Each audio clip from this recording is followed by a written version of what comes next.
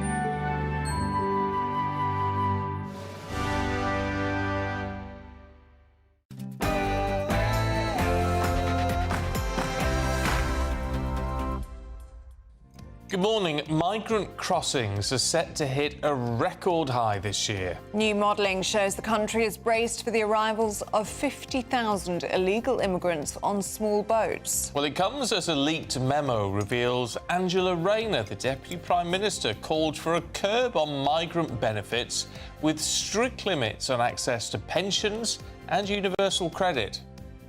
With net migration figures due out later this morning, we're asking, have we lost control of our borders? Breaking news overnight, and 2 Israeli embassy workers have been shot dead in Washington, D.C., near a Jewish museum. These are articles over the last few days. Death of people. Death, death, death. Horrible death. Donald Trump ambushes the South African president with claims of white persecution in the country. The Chagos Islands deal will be signed today, despite heavy criticism that the move compromises security. Crackdown on paedophiles. Justice Secretary Shabana Mahmood reveals plans to chemically castrate child sex abusers. As a new report calls for diversity to be embedded into the national curriculum, we're asking, should it really be taught in schools? And the Prince and Princess of Wales will travel to Scotland today for the naming of a new warship, HMS Glasgow. Hello there, good morning. A dry day ahead, a mix of cloud and also some sunshine, but is it still going to be feeling warm? Well, stay tuned and I'll have all the details. It's just gone 6 o'clock. I'm Stephen Dixon. I'm Ellie Costello, and this is GB News Breakfast.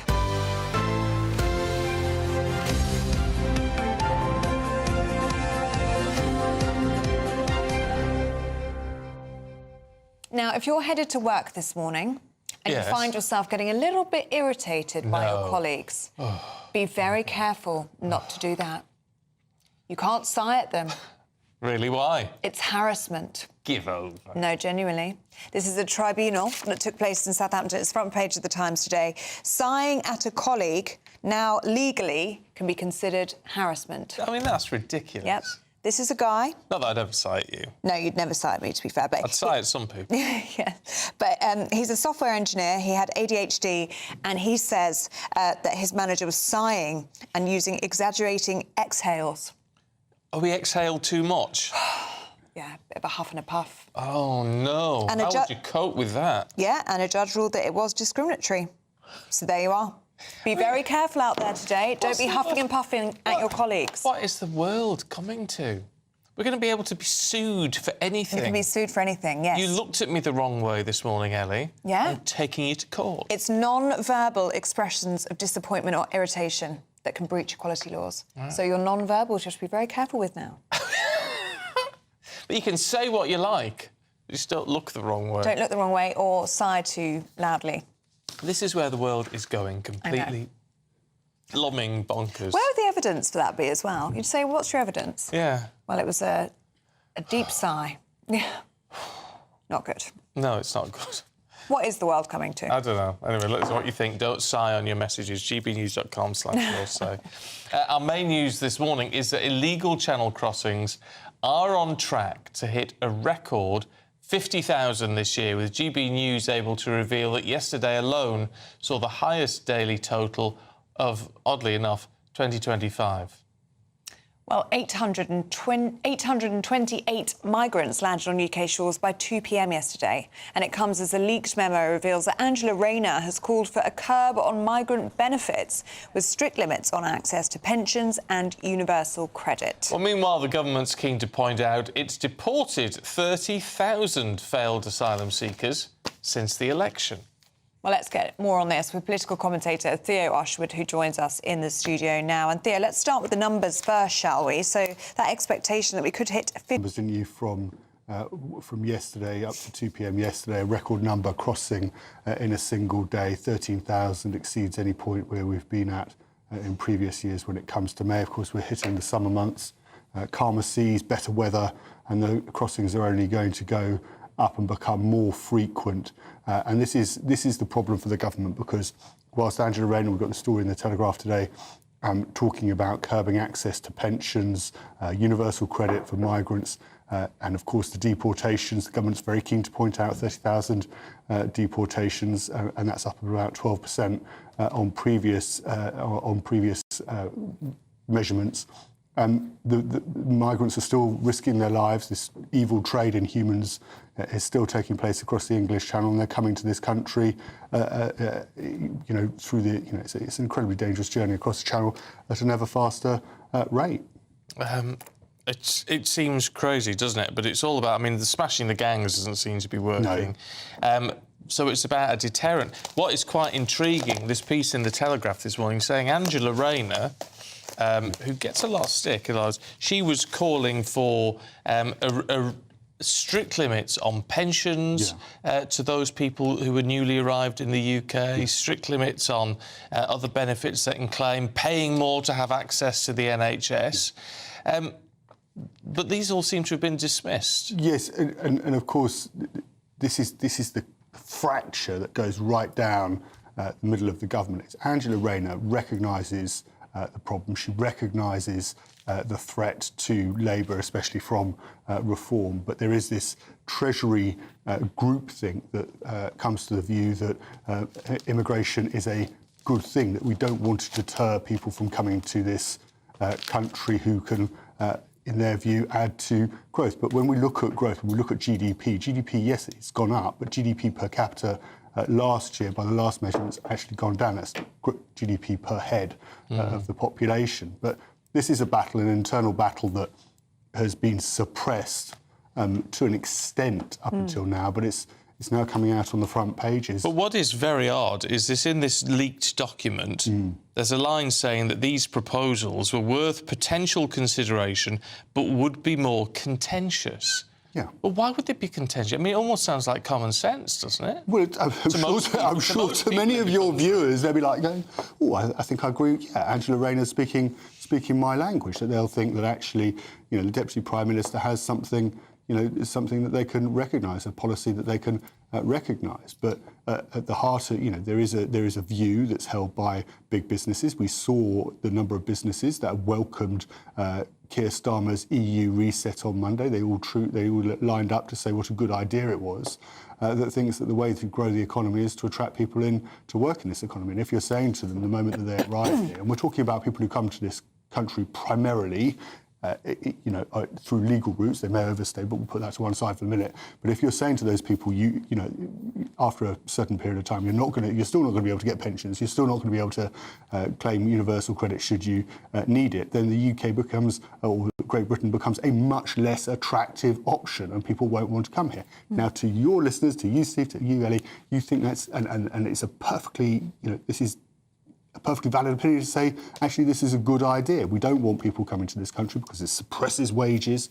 We've got 1 million young people, British young people between 18 and 24, something like that, on not in education, employment or training. We should be getting them into the workplace and not just turning to, to those from, let's say Spain, where you've got youth unemployment at 27% to come to this country, and this argument between Rayner and Reeves goes to the very heart of that.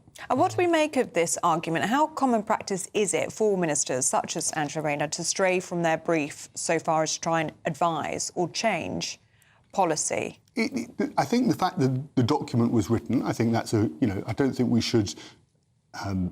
I don't think we should read too much into the fact that Angela Rayner wrote the document and has tried as Deputy Prime Minister to use her position. And remember, she's under attack from Rachel Reeves as well, who'd dearly love to bring the Treasury, would dearly love to bring housing or planning into the Treasury rather than having it as a fiefdom within Angela Rayner's own department. But the key thing is that it's been leaked now, it's come out now, after the local elections, as this row is going on, where you have an immigration white paper which clamps down on immigration 1 week, and then an EU reset which potentially opens the doors to hundreds of thousands of people in the next week. And now we have this document coming out which shows exactly which side of the argument Angela Rayner's on. I wonder if the Tories missed the trick on this one. Because Kemi Badenoch came back and said, we've learnt the Deputy Prime Minister is on manoeuvres. So she's pitched this as a battle saying, oh, well, there's divisions within the party, rather than saying, actually, hasn't the Deputy PM got a good idea? Why aren't you implementing it? The Tories had 14 years to implement it. This is why Nigel Farage is doing so well. I mean, he could have done all. Kemi Badenoch and other ministers. But it just seems a little bit politically inept to have gone in that attack line. I think you're dead right, Steve. I think it is. I think it is inept. But the whole inept, the ineptitude, the person who's winning in all of this, the person who saw hit 30 points in the polls the other day was Nigel Farage. And the reason Nigel Farage is doing so well is because the best that Kemi Badenoch can do is to say that this is, that Angela Rayner. There's a split in the heart of government. What she should be saying is she should be able to attack the fact that this hasn't been done in the first place. But she can't do that because, of course, the Tories had 14 years to implement these exact measures and didn't do that. OK. Theo, thank you very much indeed. We'll see you later. Well, let's talk now to immigration lawyer Skylar McKeith. Good to see you this morning, Skylar. We're talking about Angela Rayner here proposing a cut to migrant benefits. How would that work in practice? A cut to migrant benefits. So, I mean, at the moment, they have been funded quite significantly. But so at the moment, if you're a skilled worker coming to the UK, are we discussing business immigration or asylum and refugee migration? Well, let's talk about both. Yeah, so with skilled workers, so when they come to the UK, they have to pay the healthcare surcharge, which was increased last year. There were quite significant proposals in the white paper recently to do with economic migration, especially. So there are going to be greater restrictions placed on migrants to the UK, but in particular, when a skilled worker comes to the UK, they have to pay the healthcare surcharge, which was increased to £1,035 last year, which was quite an increase because previously it was about £600 in the £600 range. They're not entitled to use public funds, skilled workers, but they can use the NHS. I mean, within all of this, it makes you wonder when we're seeing certainly illegal figures hitting this record high, so it would seem, that we are failing on all counts to either stop people coming or persuade them that they don't want to head to the UK illegally. We're also stopping, or at least appear to be losing control of how many people we're allowing in on the legal front as well. I mean, on both sides of this, it seems to be out of control of the government's hands. Well, so net migration, it has come down from the peak, but it does remain at a high. And I know there are new figures, the 728,000 people in the year ending June 2024. It suggests early effects from these new restrictions, but we are still seeing strong inflows, especially for work and study. But what's crucial is that recent policy changes, like the higher salary thresholds for skilled workers and spouse visas, are only just starting to show in the data. So, for example, last year, the salary threshold was raised for skilled workers, and it was also raised for spouse visa applicants. So they now must show that they earn more money to be able to come to the UK. And I know that there are proposals from the white paper to make some of these restrictions even stricter. What do you make of these changes? Is it something that you'd welcome? It's a delicate balance because, for example, if we're talking about the spouse visa route, some families, they want to be reunified, but they can't necessarily afford the minimum salary threshold that is being proposed. With the skilled worker route, I don't see too much of an issue with it because one of the proposals is to revamp the system. It's to place more of a stricter requirement on the type of applicant that can apply. So now they need to show that they have a greater level of education to be able to apply for a skilled worker visa. And I mean, the thing is, most of my clients that apply for skilled worker visas, they are highly educated anyway. So I don't see too much of an issue with that proposal. The issues that I possibly do see is there are industries that do struggle to hire workers. So, for example, British people in certain industries, they don't want to apply for certain jobs. So we could possibly see issues there. OK. Skylar McKeith, good to talk to you this morning. Thank you very much indeed. It's 6:15. Let's have a look at some of the other key stories heading into the newsroom this morning. And breaking news overnight, 2 Israeli embassy staff were shot dead near the Capitol Jewish Museum in Washington, D.C. Officials are treating the attack as a possible act of anti-Semitic terrorism. FBI and Homeland Security are currently investigating, with top US officials vowing swift action. Tottenham Hotspur have won the UEFA Europa League final, beating Man United 1-0. A goal just before half-time from Brennan Johnson put Spurs ahead to clinch the title in Bilbao. The victory ended a 17-year trophy drought. Prime Minister Sir Keir Starmer is set to virtually sign a controversial deal transferring sovereignty of the Chagos Islands today. The deal will give Mauritius billions of pounds, while the UK will retain a 99-year lease on Diego Garcia, which is a key US military base. Critics say the deal undermines national interests and burdens taxpayers.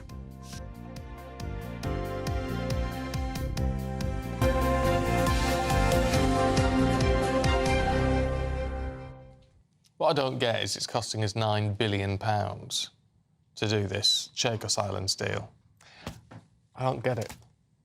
I don't get it. Maybe there are reasons. President Trump gave it the nod, didn't he? Yeah. Sort of said, no, it's fine. Which was a surprise at the time, wasn't it? It was a surprise. So maybe there's more to it than we sort of see on the surface. It just doesn't seem like a very sensible idea at the moment. Well, it's of strategic importance, isn't it, where it's placed in the world. We already own it, we're selling it, but then to rent it back. Then renting it back. Which is the bit that doesn't make too much sense. Anyway, let us know what you think on that one. gbnews.com/you'll say. Also, we're going to be talking to Paul Coit, aren't we, in the next... Not this hour, because he's probably still... Nursing a sore head. Yeah, I should think so, because he's out in Bilbao, as you know. So he will have been celebrating into the wee small hours after Spurs win last night. But we'll talk to him in the 7 and 8 o'clock hours. Yeah, I'm looking forward to that one. Good on him. Let's go check on the weather now with Honor Krizik.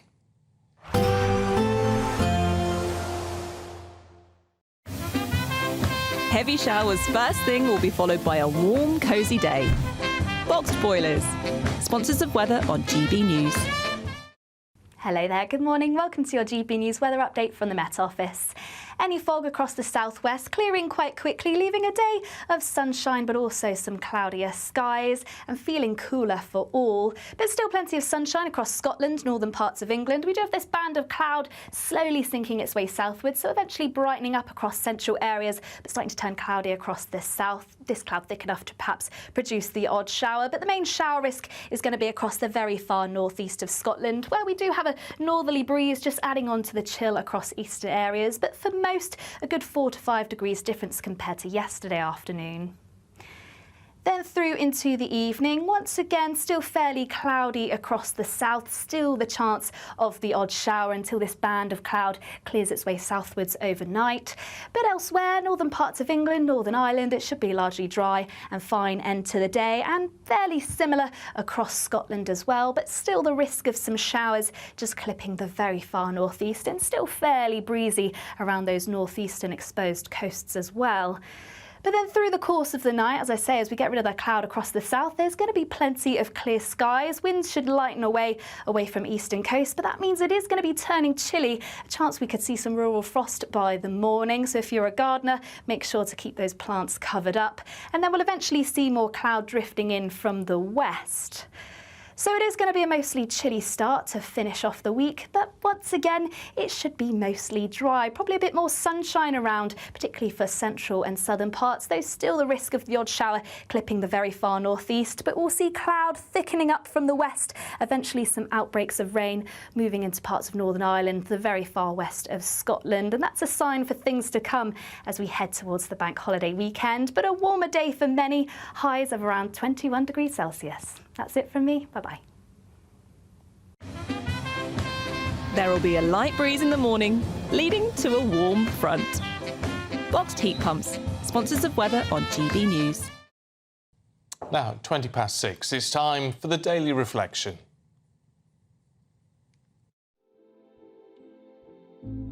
The GB News Daily Reflection. Hello, I'm Reverend Mike, Vicar in the Church of England. Life is brimming with joys. The gorgeous aroma of the Sunday roast, that first cuddle with your newborn, the last gasp winner in the biggest game of the season. And it's tempting to see these things as mere biology, chemicals firing, senses tingling. But deep down, we know that there's more to these joys. Some moments just shimmer with light from another world, as though heaven were touching earth. James chapter 1 verse 17 says, "Every good gift is from above, from a good Father who delights in giving them." We want to boil them down to atoms, but the Bible invites us to see them as gifts from a gracious giver. Chesterton wrote, "Gratitude is happiness doubled by wonder. There is multiplied joy in a grateful heart." So what do we have that we've not yet given thanks for?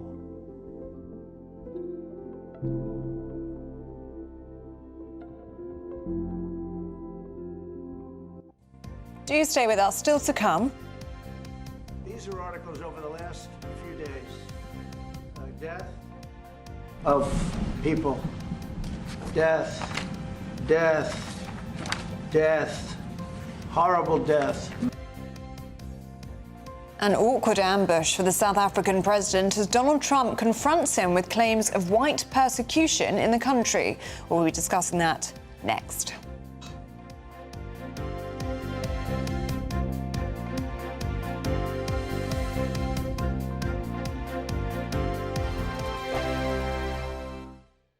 Westminster, the ultimate clique. And you're fighting like rats in a sack. But here on the Camilla Tominey Show, we ask the questions the establishment media is too scared to ask. OK, let me ask you a straight question, because I know you're a straight-talking politician. Whether it's net zero, illegal immigration or law and order, nothing is off limits. You had the power then. Yeah, as I and say, now you've lost it. That's the Camilla Tominey Show, a politics show that's fearless. But no, let me finish my question if you don't mind, because it is my show. Sundays at 9:30, only on GB News, the People's Channel, Britain's news channel. We're proud to be GB News, the People's Channel, and as you know, we always love to hear your views. Now, there's a new way of getting in touch with us at gbnews.com/yoursay. By commenting, you can be part of a live conversation and join our GB News community. You can even talk to me, Bev Turner, or any of the members of the GB News family. Westminster's full of talk, but out here, it's the real world. Am I allowed to talk then? No, that's it. This is where it matters, real people and real lives. That's what politics is all about. In fact, has Trump made a good start? No. Straight answers, no spin, and just a couple of pints. How many fingers have I got up? About 10. So join me for Lee Anderson's Real World every Friday at 7 p.m, only on GB News. The People's Channel, Britain's news channel. No matter the state it's in, this is our nation. Join me, Jacob Rees-Mogg, for a genuine, honest discussion on where we have been, where we are going, and where we are with the people who set the direction. That's State of the Nation every Monday and Tuesday at 8 o'clock, only on GB News, the People's Channel. I'm Christopher Hope. From pop stars to politicians, I'll interview anybody in a pub who's got a political opinion. Join me every Friday on Spotify, Apple Podcasts, YouTube or gbnews.com, or wherever you get your podcasts. This is GB News, the People's Channel. This is Britain's newsroom, where your voice matters. It's just astonishing. With expert analysis and honest opinion, we don't just keep you informed. We bring you unique perspectives you won't see anywhere else. Can't argue with any of that. When the news happens, it happens here. On Britain's newsroom, weekdays from 9:30 a.m. Only on GB News. From the school run to the home run, watch a new show for all of Britain. So he can say whatever he wants. A straight-talking show where all voices are heard. And, you know, when are we going to stop talking about smashing the gangs and actually do it? With the stories that matter from every part of our country. There's a bit of a crash landing there for your Chancellor. Bold, fearless and standing up for you. That's me, Martin Daubney, 3 p.m. till 6 p.m, weekdays, here only on GB News. The People's Channel, Britain's news channel.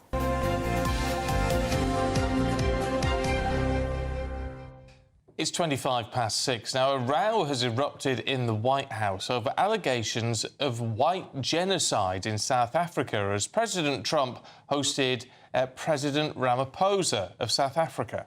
Well, during a press conference between the two leaders, President Trump played videos relating to those allegations in a bid to confront the South African leader. Let's take a listen.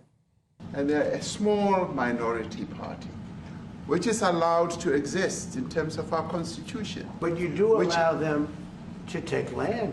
No. You do allow them to take land. Nobody can take land. And then when they take the land, they kill the white farmer. And when they kill the white farmer, nothing happens to them. No, there is nothing happens to them. There is criminality in our country. People who do get killed, unfortunately through criminal activity, are not only white people. Majority of them are black people. And we have now been utilized. The farmers are not black. I don't say that's good or bad, but the farmers are not black. Let's talk to US political analyst Eric Ham. What do you make of it, Eric? I mean, is there a white genocide in South Africa? Well, I think we know the answer to that question, but also, too, I think that what we saw today play out in the White House perhaps will continue to give chill to foreign leaders who actually come to the White House. This is the second time we've seen a foreign leader dressed down in the Oval Office by the President of the United States. And I think what we also saw from this, at least what we have seen from much of the reporting, is that the information that the White House certainly showed has been debunked. But again, I think what we are seeing here is a policy that is playing out. And of course, we have seen a number of Congress also push back on the White House and the Secretary of State on this issue of these white Afrikaners being sent to the United States over this idea that there is a genocide that is forcing them to leave the country, when there are other places on the continent and throughout Asia where there are real genocides playing out that they believe the United States should be doing more to actually alleviate some of the pressures by allowing some of those people into the United States. And Eric, Donald Trump is not afraid of confrontation playing out in front of the world's cameras, is he? I mean, at least with Zelensky, it looked as though that was a heat of the moment altercation between them. But in this instance, he came prepared, didn't he? Well, I don't know if he came prepared. He came prepared, I think, to double down on this idea of what he believes is happening, very similar to what we see in terms of preparation for tariffs that he believes works for the United States, when, of course, we see something to the contrary. But again, I think these are policies that the administration is continuing to push out there, irrespective of what they actually mean. But nevertheless, what we are seeing here is the United States and this president wanted to actually move many of these white Afrikaners into the United States, and that's what happened. And he used information that he thought would actually sell that to his base, and that's what we saw play out, not only in terms of the policy, but today, of course, when he met, or yesterday when he met with the president of South Africa. Can we also ask you about this breaking news overnight, Eric, of the murder of two Jewish people outside a Jewish museum in Washington, D.C. What more do we know at this stage? Yeah, just a horrible tragedy. It looks like there were two people outside of a museum that were killed, two people who were assumed to be engaged, young individuals, and perhaps even more bizarre is the alleged assailant who did so actually shouted these terms, free Palestine. And so I think what we're seeing in the United States is, while the administration has continued to crack down on those who they believe are not sympathetic to the Jewish state, this horrible tragedy, I think, speaks to just the level of tensions that continue to play out, not only as that conflict continues to rage on, but also we're seeing it take place here in the United States to horrible, horrible effect. Yeah, just awful news. Eric Ham, thank you very much for your time this morning. Yeah, it's thoroughly depressing. I'd be interested to know what you make of what Donald Trump had to say yesterday. It's interesting, Eric says it's been debunked. I mean, there is an issue with white farmers, but, I mean, we know the crime rates and the murder rates in South Africa are pretty grim. They are. At the best of times, no matter what your skin colour is. But is it the right way to sort of do diplomacy? Yeah, I mean, he came yesterday with a stack of articles we can see on the front page of the Telegraph here, which he hoped would prove his point to Cyril Ramaphosa. He also played a video, dimmed the lights and played a video to Cyril Ramaphosa. And actually, the South African cabinet that was there on that trip refused to watch it. They kept their eyes to the ground, so very awkward. And I just think, what does it mean for other... I mean, Eric was saying, it's, you know, what are other world leaders going to make of all of this? I think it is going to be problematic if it carries on, because who's going to want to go to the Oval Office to face a potential dressing down? Or will it keep people on their toes? Maybe. I don't know. I mean, Cyril Ramaphosa had come for a charm offensive. I mean, he came with a nice book about golf in South Africa. He wanted to talk to him about all the lovely golf resorts that you can find in the country. And Donald Trump had a completely different aim from that meeting. Let us know what you think. gbnews.com/you'll-say. Now, time is running out. If you want to take part in our biggest ever Great British giveaway, you could drive away a brand new motorhome worth more than £67,000 with £5,000 in tax-free cash in your back pocket as well. If you want to take part, here's how.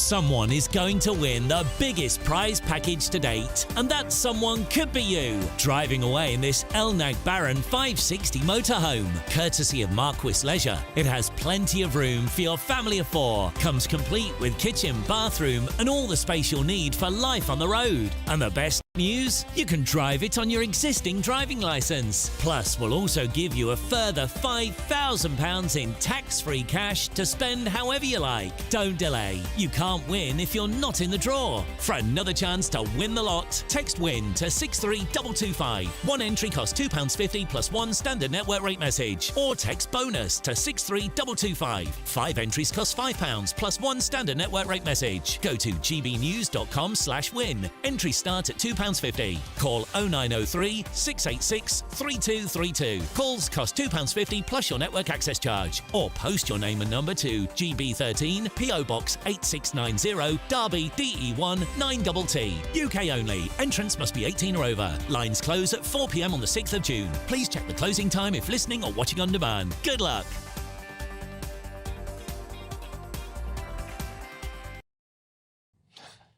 Now, Fabulous. If you're travelling to work or school this morning, here's your traffic and travel update.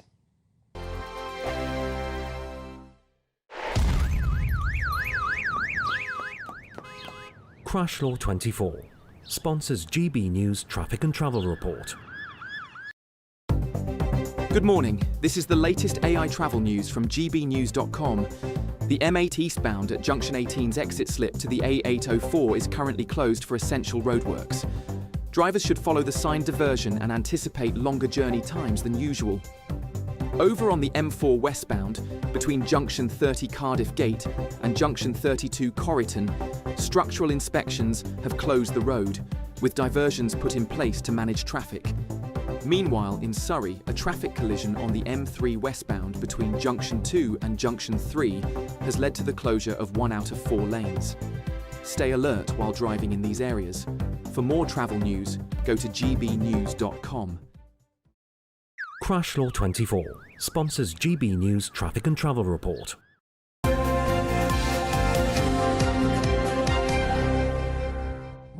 Still to come, Susan Holder and Oscar Reddrop will take us through the papers. That's it. Give us a wave. Oscar, join in. Thank you. Oh, lovely, yeah. That's all coming up next.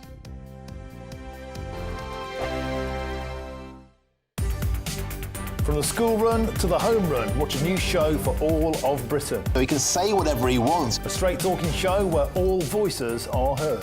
And, you know, when are we going to stop talking about smashing the gangs and actually do it? With the stories that matter from every part of our country. There's a bit of a crash landing there for your Chancellor. Bold, fearless and standing up for you. That's me, Martin Daubney, 3 p.m. till 6 p.m.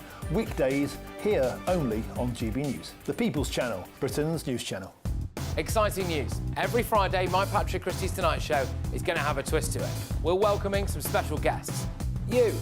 That's right, on Fridays I'm going to be doing my show in front of a live studio audience, because this show is about you and what you have to say. It's going to be the same big debates, same big topics, same big opinions, but every Friday night at 9 p.m. you are invited to come on down to Patrick Christie's Tonight to be a part of the action.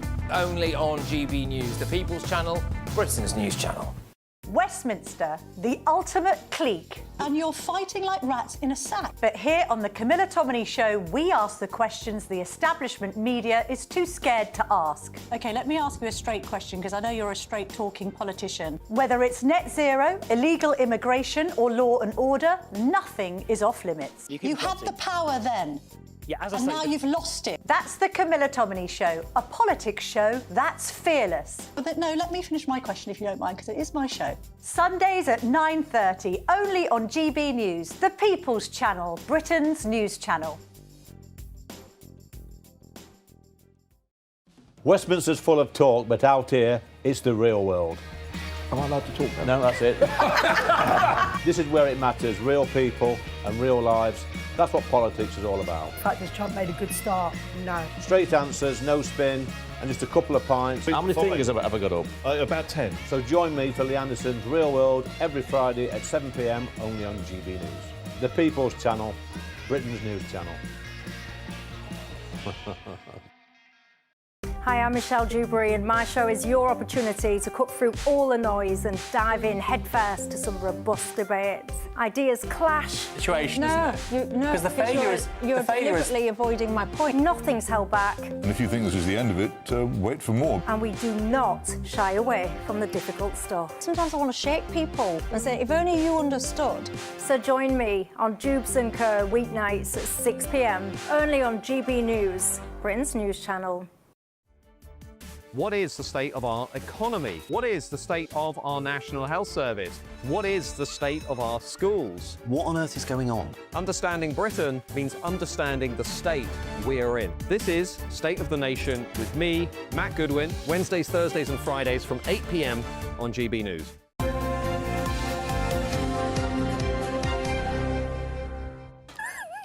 Sorry, I do apologise. Oh, no, you're getting the wrong idea. I give you the wrong idea altogether. It's because I was just squirting this. We've got tins of air freshener around now. I was just spraying it around Susan Holder. I do apologise. You know. I mean, that's not the way to start, is it? It's not, sorry. No, if I had to clarify, you're talking about the air freshener, not about anything else. Not about anything else. There's nothing wrong with my perfume. No, it's lovely. But you now smell like... Mystique. Put it away. Honestly. And there's one on that side which keeps going off on its own. I smell hearing fine, it. thank you very much, Stephen. I installed that one over there. Did you? Right, anyway, it's 6:38. Let's go through the papers today with former political advisor Oscar Reddrop and journalist Susan Holder. Good morning to you both. Morning. Oscar, let's start with the Mail, should we? And the Chancellor reeling from a triple blow.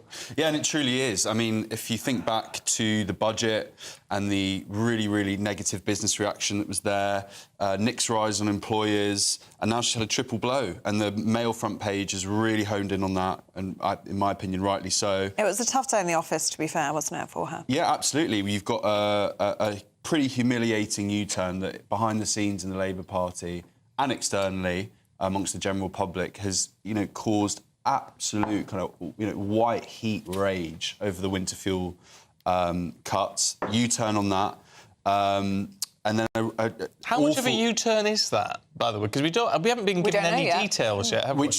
Which makes it kind of doubly awful because there is still uncertainty for these pensioners who will have to wait months and months and months to find out if the U-turn will, affect them. Will affect them. The phrase or that not. comes to mind actually is dog's dinner. Yeah, they've made an absolute dog's dinner of it. You're absolutely right. And then also we've got, after awful April where people's bills were going sky high, the highest they've been in quite some time, we now have a jump in inflation. And so added to that, finally, the political kind of intrigue is Angela Rayner kind of declaring pretty much open warfare on the number 10, number 11 orthodoxy at the moment, if you like. And she has, I think, not only is she showing the Labour left there is another way here, but she's also, I think, really honing in and kind of pincering on the political capital drain on number 10, which is Rachel Reeves and number 11. Is she pitching for the top job? Do you think there's going to be movement? 100%. And actually, very skillfully, she is identifying that Rachel Reeves is a real weakness for this government now. And and I remember it when I worked at number 10 with Boris. Like, the number 10, number 11 relationship, when times are tough, can get really fraught. And, I mean, I think Starmer...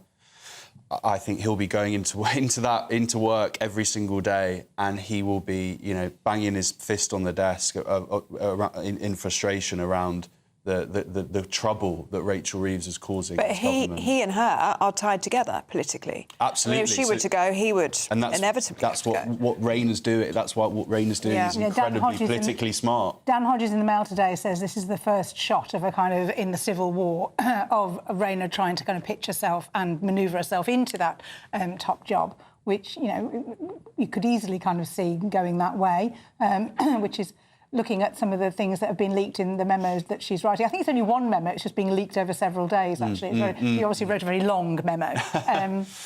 But some of the things that she's advocating, obviously, you be careful what you wish for. Yeah. If you think if it's bad under Starmer, then some of the things that she wants to do, I think, would kind of would make people's hair go up on end. Yeah, coming after so much more in tax, coming after the war against people who've managed to save or have some money or have property or want to leave things for their children. It's all that kind of thing she would be targeting. Yeah. Oscar, give us the inside scoop. How common practice is it for ministers to advise the Chancellor or perhaps send a memo like we've seen from Angela Rayner?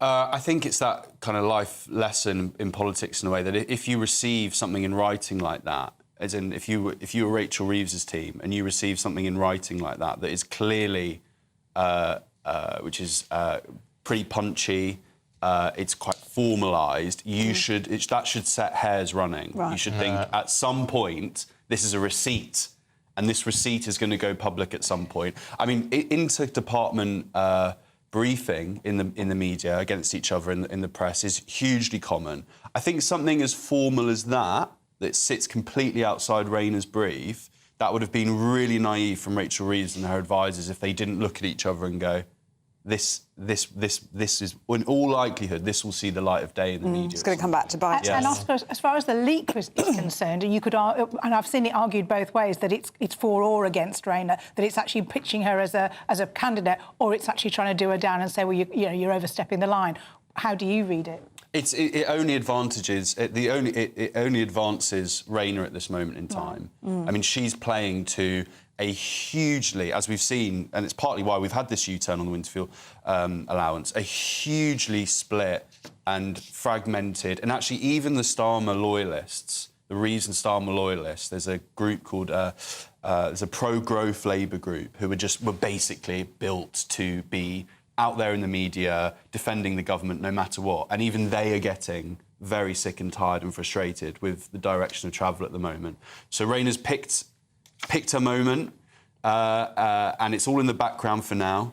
But this is the first real true shot across the bows. And actually, I think there are a lot of people in the Labour Party who think she'd be a much better person to take on someone like Farage and reform. Right. Really? It's interesting. Right, you two, do not move, because we're going to take a short break, and then Susan and Oscar will be back. But first, let's just tease you, should we, with a little bit of European weather for those top holiday destinations. Ready to soak up that holiday sunshine? Won't we need some cover? No worries. All sorted. All Clear Travel Insurance sponsors GB News Travel Destinations Forecast. Unsettled across the south and southeast of Europe, some ongoing heavy thundery showers, but otherwise elsewhere it's mostly fine, particularly across Madeira and Tenerife. Most of Portugal seeing plenty of sunshine. Across the southeast of Spain, though, more cloud, potentially some showers here, but it's really across northern parts of Italy, anywhere across the Adriatic coastline that could see these heavy, possibly thundery showers. Greece should be mostly settled, and elsewhere from Sunday there's still plenty of sunshine and temperatures widely in the mid to low 20s. All Clear Travel Insurance sponsors GB News Travel Destinations Forecast. We're proud to be GB News, the People's Channel, and as you know, we always love to hear your views. Now, there's a new way of getting in touch with us at gbnews.com/yoursay. By commenting, you can be part of a live conversation and join our GB News community. You can even talk to me, Bev Turner, or any of the members of the GB News family. Sunday with Michael Portillo from 11, only on GB News. What do we learn in the letter that Stoker thought about Dracula? So the letter was sent 6 weeks after Dracula's publication in July 1897. So at this point, it's not, Dracula that we know of now, this sort of almost cultural myth. It's a new and uncertain work, which had been reviewed incredibly mixed. Some said it was amazing, some said it was weird and quite strange. In the letter, Stoker sent out a number of first editions to friends, and one actually went to Prime Minister Gladstone as well, basically asking for praise and also asking, here is a signed first edition for you, please let me know what you think of it. Most are very formal. They would just be like, enclosed as first edition. With this one, it is to an unidentified Williams, we believe a sort of a friend from the theatre circle, but still yet to be identified, in which he encloses the book, signs the book to him, states, housing closed for high, which is a very informal way of saying housing closed for kind of, this is high watermark. It's amazing writing. And then, Lord forgive me, I am quite shameless, which is... How do you interpret that? There are two interpretations. One is he's shameless for asking a friend his thoughts, which I don't believe. The other is, Lord forgive me, I'm quite shameless. Dracula was a weird, very strange book, and still is to this day. And I think it was Stoker, in a very cheeky and quite conversational way, being like, to whoever, he wrote My Dear William, so a very close friend, clearly. Lord forgive me, I'm quite shameless for publishing Dracula, which I think is... most Stoker letters are very formal, and we rarely see much of Stoker's personality. I think to know that he was potentially quite cheeky and quite funny, for me, adores Stoker and Dracula, is a lovely touch, I think, yeah. GB News, the People's Channel.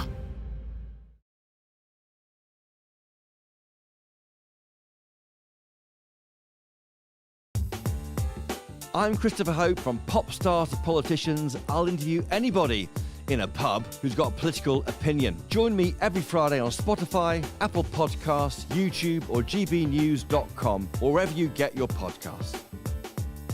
This is GB News, the People's Channel. This is Britain's Newsroom, where your voice matters. It's just astonishing. With expert analysis and honest opinion, we don't just keep you informed. We bring you unique perspectives you won't see anywhere else. Can't argue with any of that. When the news happens, it happens here. On Britain's Newsroom, weekdays from 9:30 a.m. Only on GB News.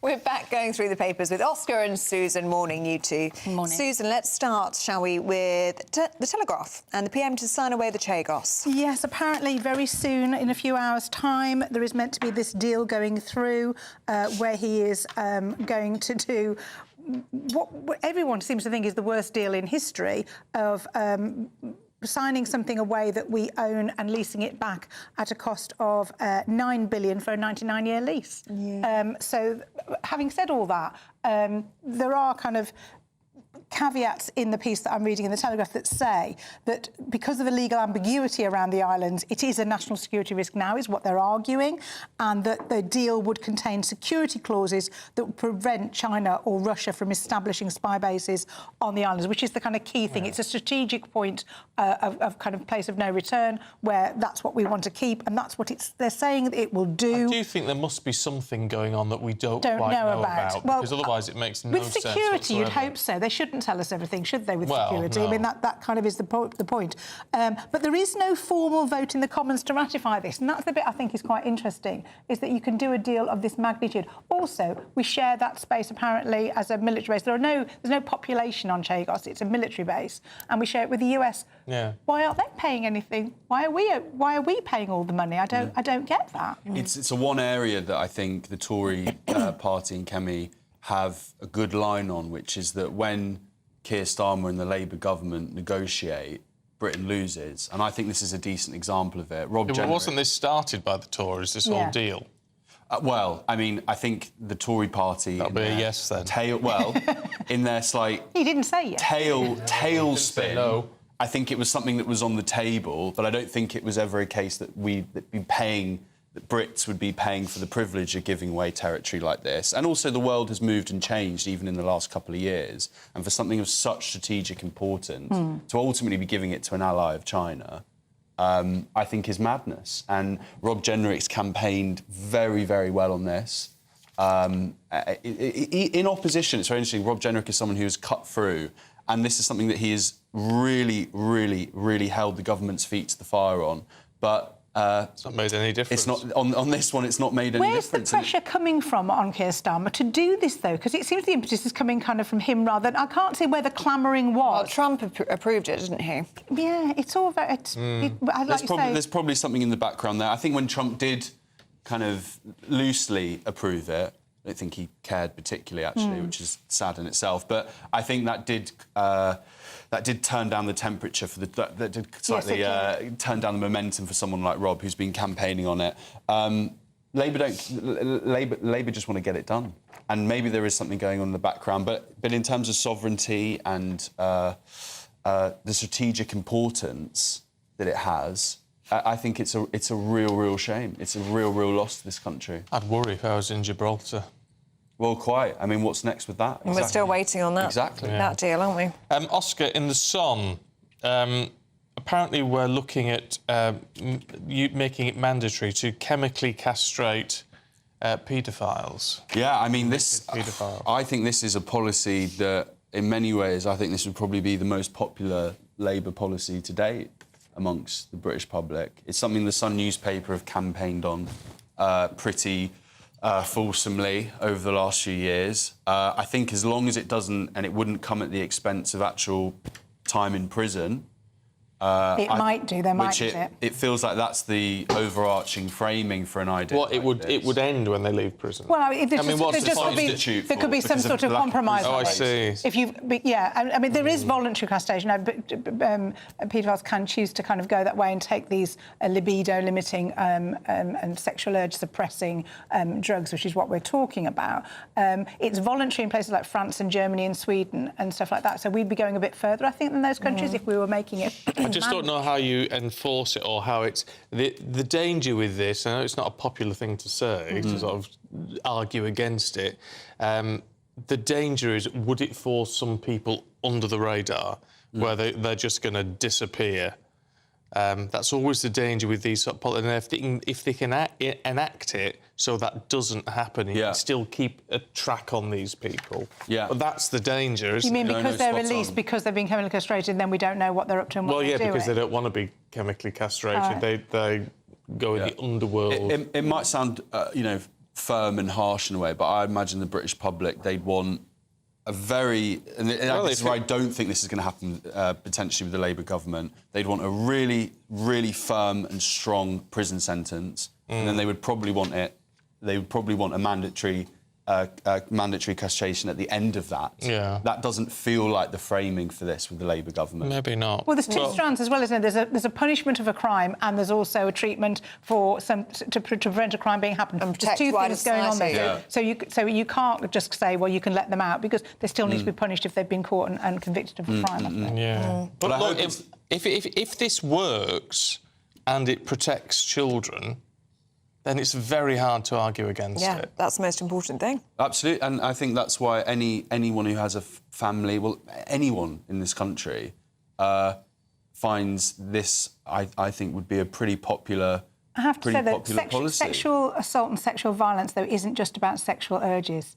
It's about power and it's about aggression. And you can limit the sexual urges all you like. My question would still be, does that actually cure the problem? If somebody is sexually aggressive, generally, I don't know that... I mean, the figures do stack up that it prevents to a certain extent, but it's not what it's all about. It wouldn't be a very good cure-all, would it? But it might be a step in the right direction, I guess. Yeah, I think it would be very popular. Let us know what you think. gbnews.com/yoursay. Oscar, Susan, thank you very much indeed. We'll see you in the next hour. Let's get a check on the weather now.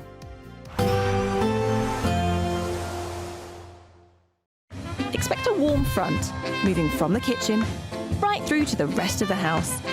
Boxed Boilers, sponsors of weather on GB News. Hello there, good morning. Welcome to your GB News weather update from the Met Office. Any fog across the southwest, clearing quite quickly, leaving a day of sunshine but also some cloudier skies and feeling cooler for all. But still plenty of sunshine across Scotland, northern parts of England. We do have this band of cloud slowly sinking its way southwards, so eventually brightening up across central areas, but starting to turn cloudy across the south. This cloud thick enough to perhaps produce the odd shower, but the main shower risk is going to be across the very far northeast of Scotland, where we do have a northerly breeze just adding on to the chill across eastern areas, but for most, a good 4 to 5 degrees difference compared to yesterday afternoon. Then through into the evening, once again, still fairly cloudy across the south, still the chance of the odd shower until this band of cloud clears its way southwards overnight. But elsewhere, northern parts of England, Northern Ireland, it should be largely dry and fine end to the day, and fairly similar across Scotland as well, but still the risk of some showers just clipping the very far northeast, and still fairly breezy around those northeastern exposed coasts as well. But then through the course of the night, as I say, as we get rid of that cloud across the south, there's going to be plenty of clear skies. Winds should lighten away from eastern coast, but that means it is going to be turning chilly. A chance we could see some rural frost by the morning. So if you're a gardener, make sure to keep those plants covered up. And then we'll eventually see more cloud drifting in from the west. So it is going to be a mostly chilly start to finish off the week, but once again, it should be mostly dry. Probably a bit more sunshine around, particularly for central and southern parts, though still the risk of the odd shower clipping the very far northeast. But we'll see cloud thickening up from the west, eventually some outbreaks of rain moving into parts of Northern Ireland, the very far west of Scotland. And that's a sign for things to come as we head towards the bank holiday weekend. But a warmer day for many, highs of around 21 degrees Celsius. That's it from me. Bye-bye. A positive outlook through the night will power through to a bright day ahead. Boxed Home Battery Storage, sponsors of weather on GB News.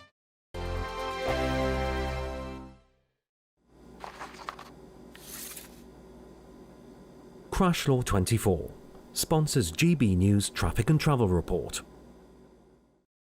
Good morning. This is the latest AI travel news from gbnews.com. Motorists on the M8 eastbound face exit closure at junction 18 due to roadworks. Follow signed diversions and plan for longer travel times. The M4 westbound between junction 30 and 32 is closed for inspections with diversions. In Luton, the M1 southbound between junction 11 and junction 10 is delayed by a vehicle fire, closing one lane and causing 30-minute delays until conditions return to normal between 9:15 and 9:30.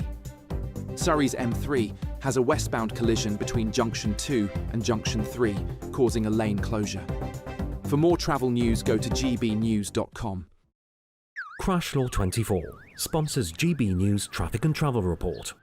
Someone is going to win the biggest prize package to date, and that someone could be you, driving away in this Elnag Baron 560 motorhome. It has plenty of room for your family of four, comes complete with kitchen, bathroom and all the space you'll need for life on the road. Plus, we'll also give you a further £5,000 in tax-free cash to spend however you like. For another chance to win the lot, text WIN to 63225. One entry costs £2.50 plus one standard network rate message, or text BONUS to 63225. 5 entries cost £5 plus one standard network rate message. Go to gbnews.com/win. Entries start at £2.50. Call 0903 686 3232. Calls cost £2.50 plus your network access charge. Or post your name and number to GB13 PO Box 8690 Derby DE1 9TT. UK only. Entrance must be 18 or over. Lines close at 4 p.m. on the 6th of June. Please check the closing time if listening or watching on demand. Good luck.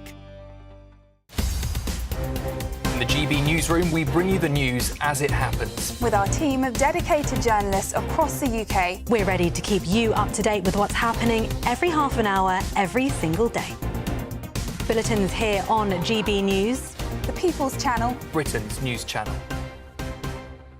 Headliners on GB News 11 p.m. every night. It's got 3 top comedians going through the next day's newspapers so you don't have to read them, which is great. That's a good point. He's lying. Maybe he's not lying. That's Headliners every night from 11 p.m. and 5 a.m. as well on GB News, Britain's news channel. Join me, Nana Akwe, for an informative, interactive news programme with a difference. It's fun. No, he didn't say that, Dave. I'm so surprised. I think there's an element of truth to that. Join me from 3 p.m. every weekend, only on GB News, Britain's news channel.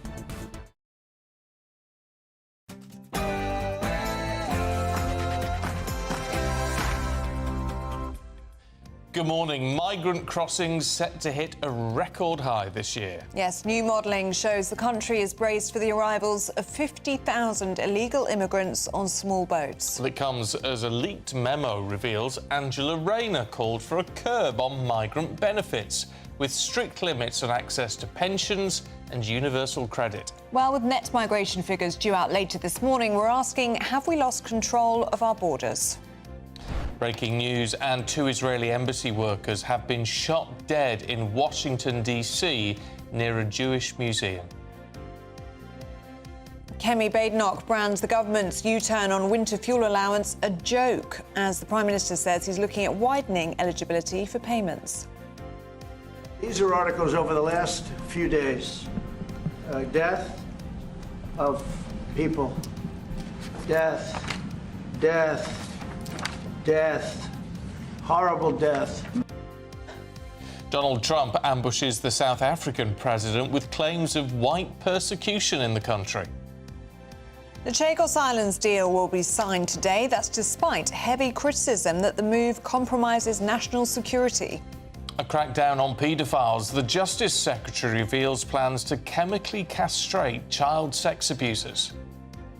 As a new report calls for diversity to be embedded into the national curriculum, we're asking, should it really be taught in schools? And the Prince and Princess of Wales are in Scotland today for the naming of a new warship, HMS Glasgow. Triumph for Tottenham. Spurs beat Manchester United 1-0 in the Europa League final. Hello there, good morning. A dry day ahead, a mix of cloud and also some sunshine, but is it still going to be feeling warm? Well, stay tuned and I'll have all the details. It's just gone 7 o'clock. I'm Stephen Dixon. I'm Ellie Costello and this is GB News Breakfast.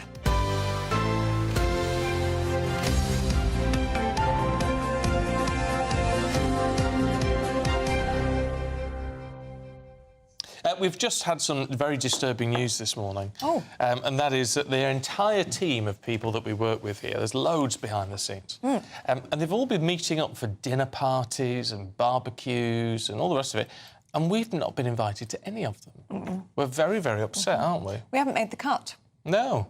No. So I don't know what's going on there. Why we were quite so unpopular with the entire team. I know. Whereas me and you, we're like Billy No Mates. We are like Billy No Mates. In fact, I was eating my dinner alone last night and I did feel lonely. So I just thought, let's ring Stephen. So I FaceTimed you and you were also eating your dinner. Yes. And we were having the same dinner, which I thought was very cute. Yeah. At least we've got each other. Well, you were having chicken, I was having non-chicken chicken. But that was quite sweet. So it was quite sweet. You've got to cling on to these moments because we're not going to get an invite from this lot. No, we're not. But they are about 21. We've got to bear that in mind. Yes, they're very... We're not cool. No, we're not cool. Well, you could get away with it. You're very young. Well, clearly so... I don't get away with that. Well, I don't get the youngish, invite. Yeah. But I'm far Anyway, from we've been old. hearing about all the menus. Apparently, one of them's a very good cook, making pork scratchings from scratch. Yeah. And we haven't been given the invites. See, I suppose in reality it would be like inviting your dad if they invited me, wouldn't it? Yeah. Basically, I'm probably older than their parents in some cases. You're probably right, actually. So there you go. Right, anyway, moving on from that very sad news that we've had to deal with in the last couple of minutes, our top story this morning is the illegal channel crossings that are on track to hit a record 50,000 or so this year, with GB News able to reveal that yesterday alone saw the highest daily totals so far this year. Well, 828 migrants landed on UK shores by 2 p.m. and it comes as a leaked memo reveals that Angela Rayner has called for a curb on migrant benefits with strict limits on access to pensions and universal credit. Well, meanwhile, the government is very keen to point out it's deported 30,000 failed asylum seekers since the election, ahead of the latest migration figures being released in about an hour. Well, let's get more with political commentator Theo Ushwood, who joins us in the studio this morning. Good to see you, Theo. And let's start with those numbers, those expectations of 50,000 people to cross the Channel this year. Yes, and 800 crossing in a day. You know, the numbers are rising, and they're rising at a rapid rate. To put this into context, 46,000 is the record high. So far, actually, it'd gone down slightly under the Tories to 29,000, and then last year 35,000. So this will be a significant increase on previous years, if indeed and nothing to suggest in the numbers that we won't hit that 50,000 target. Keir Starmer said he smashed the gangs. I've seen one conviction so far in the newspapers that are actually related to crossings in the Mediterranean. And, of course, the government is arguing, and they're going to be making a point later about the fact that deportations have gone up 12% on the previous period that was measured. But this is like shoveling snow in a blizzard. If you've got people still coming to this country at a rate of 800 a day on some days, then and you're spending £4 million a day on accommodation, whether they be hotels or houses of multiple occupancy, they need to try and change the tactic. And the Prime Minister went to Albania, and it was briefed out that we were going to strike a deal with the Albanians for a return hub, which would be very similar, not the same exactly in terms of the processes, but very similar to what Boris Johnson had planned with the Rwanda deportation scheme that was abandoned on the second day in office, and it cost £700 million to that point. But Keir Starmer is now having to look at other deterrents, such as a return hub, but he has no partner with whom to do a deal because the Albanians rejected it, saying they were wedded to Giorgia Meloni in Italy. Are we looking at the wrong area, though? I mean, I know, obviously, illegal migration is hugely controversial and needs to be looked at, and the asylum hotels and all the rest of it are problematic. However, net migration is actually much, much, much higher. Yeah. And even if it drops to figures down to 340,000 or thereabouts, it's still way higher, many multiples higher than people wanted it to be. Well, I think the first thing to say is the small boats crossings are what people see. Look at the pictures, right? Yeah. This is what people get when you talk to people about migration or a problem with migration. This is what gives Nigel Farage his political capital, are these images, these very powerful images. And make no mistake, this is an evil trade in human beings, that people paying and continuing to pay even when they're here working illegally in some cases. The human traffickers, the people who have brought them across the English Channel at £3,000, £4,000 a ticket to risk your life in an overfilled dinghy. But you're quite right to, of course, point out about the net migration figures, 900,000 the year before, 700, then down to just over 700,000. The numbers are expected to come down, but it's worth just remembering at the heart of all this, and we see the front page of the Daily Telegraph, this memo that's being leaked of Angela Rayner's concerns that actually if you come to this country you shouldn't be able to get state pension, you shouldn't be able to get universal credit. Because at the heart of this is a row that's spilling over between the Chancellor, Rachel Reeves, the Treasury, who of course wants to see migration because businesses are asking for more people to come here and to fill those vacancies, versus, and they rely on often cheap labour, versus people like Angela Rayner, the Deputy Prime Minister, and other members of the Cabinet who are saying, and senior members of Keir Starmer's team, people like Morgan McSweeney, who recognise the threat of Nigel Farage and reform if Labour don't get to grips with migration. And how do you read this memo, Theo? I mean, do you see it as Angela Rayner vying for the top job? Yeah. Do you see it as a split in the cabinet between Rayner and Reeves, or is it fending off reform? Well, I think Oscar. I listened to what Oscar said. Oscar Redrop said in the paper review, and it was very interesting. It's an obvious ticking time bomb. If you're Rachel Reeves and you're suddenly getting this memo, you've got to have the political antennae to work out that this is somehow going to become public at some point and have a strategy for dealing with it. And it doesn't look. If it ends up on the front page of the Daily Telegraph 2 days on the trot, it doesn't look like any strategy you might have had or thought about would have worked at the very best. So this is the problem is that Labour have been going along and they haven't made the best of their first year in office. It has not gone to plan, but it is, generally speaking, in terms of pushback, rebellions, noises off from disgruntled cabinet members, it's generally to this point been kept under wraps. We had the row about Lord Hermer, and of course we've been discussing the Chagos Islands, a lot of disquiet about his intervention in terms of getting in the way of plans for different departments to grow the economy. But actually things have been, relatively speaking, under control. So, nothing like the Tories. Now, of course, because of those local election results, this split in terms of where to take the country, it's all spilling out into the open. And Keir Starmer's dire poll leads and dire poll ratings, and Angela Rayner's worked out, and now is an opportune moment, you'd have thought, to go over the top and make it very clear to Labour MPs that there is an alternative to this mess at the top of the Labour Party. OK. Theo, thank you very much indeed. Good to see you this morning. Let's talk to the Director of the Centre for Migration and Economic Prosperity, Stephen Wolfe. Stephen, good morning to you. Have we lost control of our borders in this country? Well, it depends in two ways. And certainly in illegal migration, we absolutely have. As Theo's just mentioned, we're about to have the highest numbers of channel migrants coming across. And as I've always said, there are those on the backs of lorries and arriving on planes demanding asylum that's still been there but not covered by the press. And estimates about that 50,000, maybe 60,000 this year.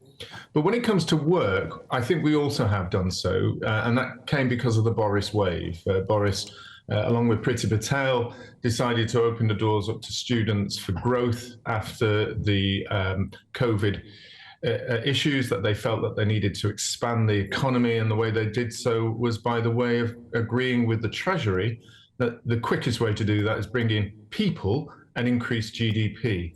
As you know from the speech of the Prime Minister Keir Starmer last week, he has now admitted, first Prime Minister that has done so, that growth cannot be driven by GDP, and for the last few years, that experiment, in his words, is a failure. We've got migration stats out later on this morning, Stephen. What are you expecting to see at that point? I probably will see a revision upwards from the 724,000 that they estimated from last year. And the main reason for that is actually, if you look at the cover pages of the Office of National Statistics, they do state that their new methodology of assessing net migration is experimental. And it doesn't include all EU families, it doesn't include their children, it doesn't include anyone that doesn't claim benefits. It has some big errors, and so I anticipate that that will rise. But over a period of time, I do believe that it will fall like the OBR suggests, because we're going to have impacts on student families. Their visas are now being restricted. The care home staff, that will be restricted. And all of these numbers in those particular key areas will still continue to fall. And that's why the Prime Minister knew he could make that claim that net migration will fall over his parliament. And we also know there won't be as many Hong Kong applicants, and there won't be as many Ukrainians. But we're in a situation where, I mean, the government also said they'd reduce the use of asylum hotels, and we know that figure's gone up, hasn't it? Yeah, well, the use of hotels is, unfortunately, I'm having to use the old political scam phrase, because all they do is shift people from hotels, which is paid for by the Home Office, into local authorities. And at that point, it becomes the responsibility of local authorities to house people out of their housing stock. And so it is now a tax on the council taxpayers.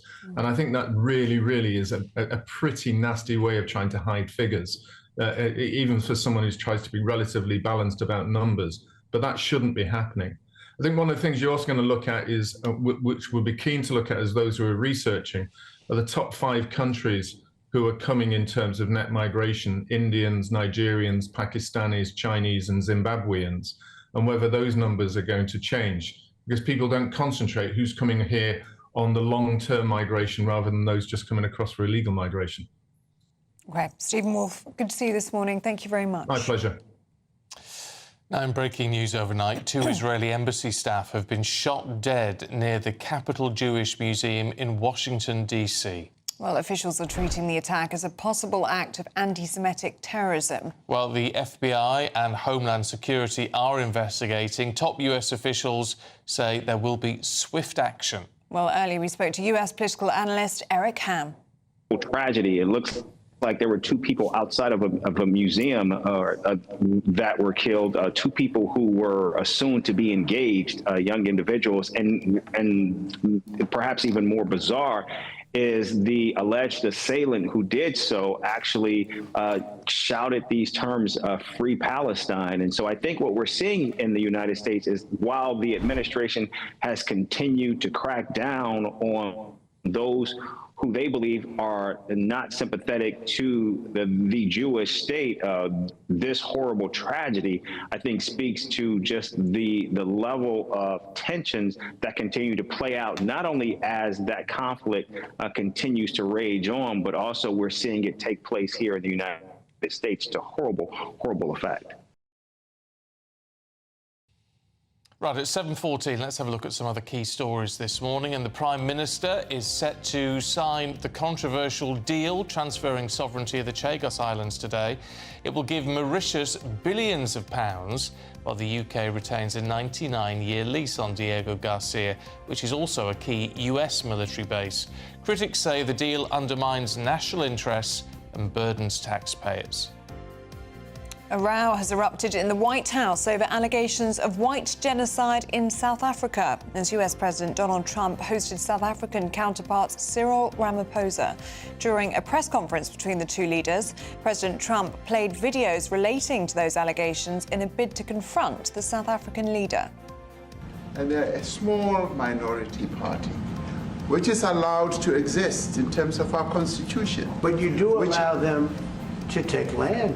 No. You do allow them to take land. Nobody can take land. And then when they take the land, they kill the white farmer. And when they kill the white farmer, nothing happens to them. No, there is nothing happens to them. There is criminality in our country.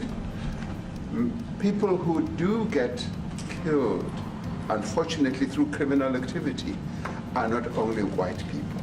Majority of them are black people. And we have now been utilizing... The farmers are not black. I don't say that's good or bad, but the farmers are not black. New reforms to tackle prison overcrowding could include scrapping short sentences under 12 months and expanding community punishments. Violent offenders may be released earlier, freeing space for the most dangerous criminals amid a growing prison crisis.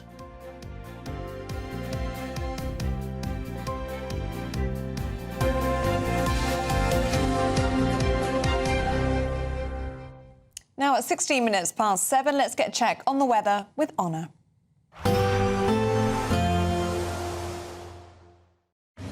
Even though we'll see a cloudy start, it'll be a bright outlook for the rest of the day. Boxed Solar, sponsors of weather on GB News.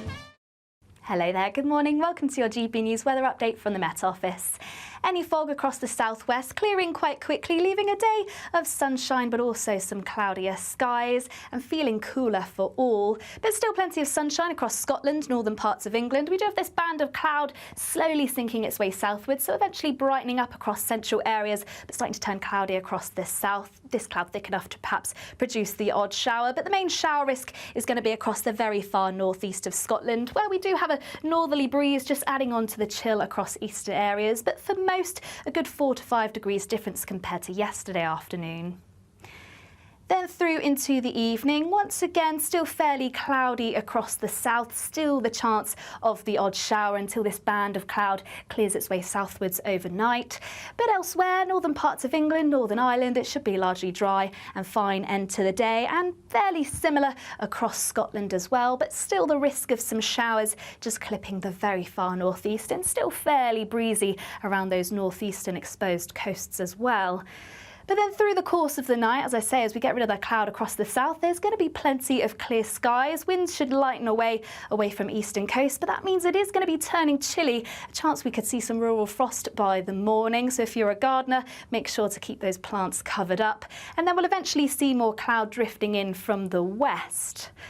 So it is going to be a mostly chilly start to finish off the week, but once again, it should be mostly dry. Probably a bit more sunshine around, particularly for central and southern parts, though still the risk of the odd shower clipping the very far northeast. But we'll see cloud thickening up from the west, eventually some outbreaks of rain moving into parts of Northern Ireland, the very far west of Scotland. And that's a sign for things to come as we head towards the bank holiday weekend. But a warmer day for many, highs of around 21 degrees Celsius. That's it from me. Bye-bye. Expect a warm front, moving from the kitchen right through to the rest of the house. Boxed Boilers, sponsors of weather on GB News. Now, time is running out on your chance to win our biggest Great British giveaway to date. You like the sound of this one, but you can't get involved. Yes, 67. A motorhome worth more than £67,000, big enough for the whole family, and £5,000 in tax-free cash. If you fancy that, here's how you enter. Someone is going to win the biggest prize package to date, and that someone could be you, driving away in this Elnag Baron 560 motorhome, courtesy of Marquis Leisure. It has plenty of room for your family of 4, comes complete with kitchen, bathroom and all the space you'll need for life on the road. And the best news? You can drive it on your existing driving licence. Plus, we'll also give you a further £5,000 in tax-free cash to spend however you like. Don't delay. You can't win if you're not in the draw. For another chance to win the lot, text WIN to 63225. One entry costs £2.50 plus one standard network rate message. Or text BONUS to 63225. 5 entries cost £5 plus one standard network rate message. Go to gbnews.com/win. Entries start at £2.50. Call 0903 686 3232. Calls cost £2.50 plus your network access charge. Or post your name and number to GB13 PO Box 8690 Derby DE1 9TT. UK only. Entrance must be 18 or over. Lines close at 4 p.m. on the 6th of June. Please check the closing time if listening or watching on demand. Good luck.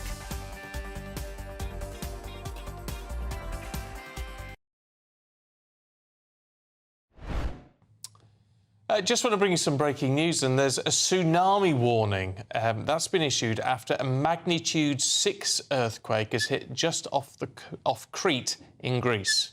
Well, it follows a similar 6.1 magnitude earthquake that struck the island of Chagos a week ago. Well, emergency services are on high alert, but the fire brigade has said they've not received any calls for assistance as of yet or any reports of any serious property damage. But of course, we will stay across that here on GB News and bring you any updates on that developing story. Yeah, I mean, it's good that these tsunami warnings are issued because at least it gives people a chance to prepare and to move back and all the rest of it. But so far, we're looking OK. But as Ellie says, we'll keep a very close eye on that for you. Still to come, we're asking, should diversity be embedded into the school curriculum? We'll debate that next. This is our country, and we think it's amazing. From high tea to the high street, we love it all. Even the rain, we like that too. There's nowhere else we'd rather be. That's why we're here to be the fearless champion of Britain, its voices and its values. Because we are GB News, the People's Channel, Britain's news channel. It's Patrick Christie's Tonight, and here we do things differently. It's explaining the absolute madness of this, doesn't it? It's explosive. I mean, this is very good. It's lively. 850. Your government sat there, Sean, and it did nothing. It's controversial. And the Middle East has been in turmoil since before I was born. It's everything you need to kickstart your evening. Everyone's had their Weetabix tonight. I love to see it. That's Patrick Christie's Tonight, weeknights from 9 p.m. Only on GB News, the People's Channel, Britain's news channel. Westminster's full of talk, but out here, it's the real world. Am I allowed to talk now? No, that's it. This is where it matters, real people and real lives. That's what politics is all about. The fact is Trump made a good start. No. Straight answers, no spin, and just a couple of pints. How many fingers have I got up? About 10. So join me for Lee Anderson's Real World every Friday at 7 p.m. only on GB News. The People's Channel, Britain's news channel. Good Afternoon Britain isn't just about us. The wonderful thing about this programme is it's about everyone watching. It's an interactive programme. Well, there absolutely is something to see here, and we're going to be talking about it more. Whether it's breaking royal news, please bring us up to date, or indeed a particularly punchy speech in the House of Commons. Very, very curious. We bring it to you live, and then we bring you live reaction as well. That's Good Afternoon Britain, weekdays from midday. Only on GB News, the People's Channel, Britain's news channel. This is Britain's Newsroom, where your voice matters. It's just astonishing. With expert analysis and honest opinion, we don't just keep you informed. We bring you unique perspectives you won't see anywhere else. Can't argue with any of that. When the news happens, it happens here. On Britain's Newsroom, weekdays from 9:30 a.m. Only on GB News. In the GB Newsroom, we bring you the news as it happens. With our team of dedicated journalists across the UK, we're ready to keep you up to date with what's happening every half an hour, every single day. Bulletins here on GB News, the People's Channel, Britain's news channel. Headliners on GB News 11 p.m. every night. It's got 3 top comedians going through the next day's newspapers so you don't have to read them, which is great. That's a good point. He's lying. Maybe he's not lying. That's Headliners every night from 11 p.m. and 5 a.m. as well on GB News, Britain's news channel.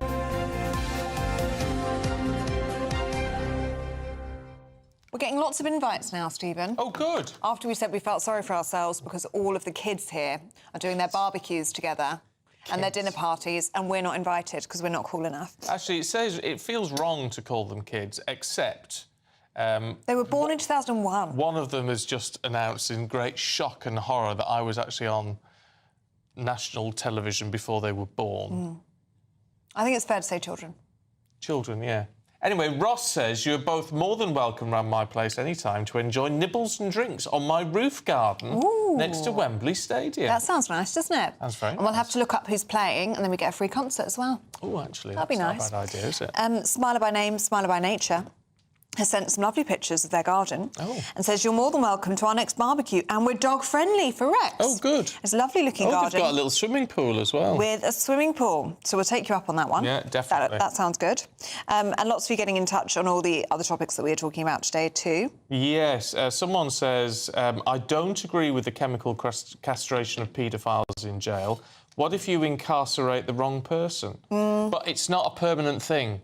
Chemical castration. I mean, I'm not saying it's good if you get the wrong person, if someone's wrongly convicted. However, it does... if you stop having the injections or whatever, it does wane, doesn't it?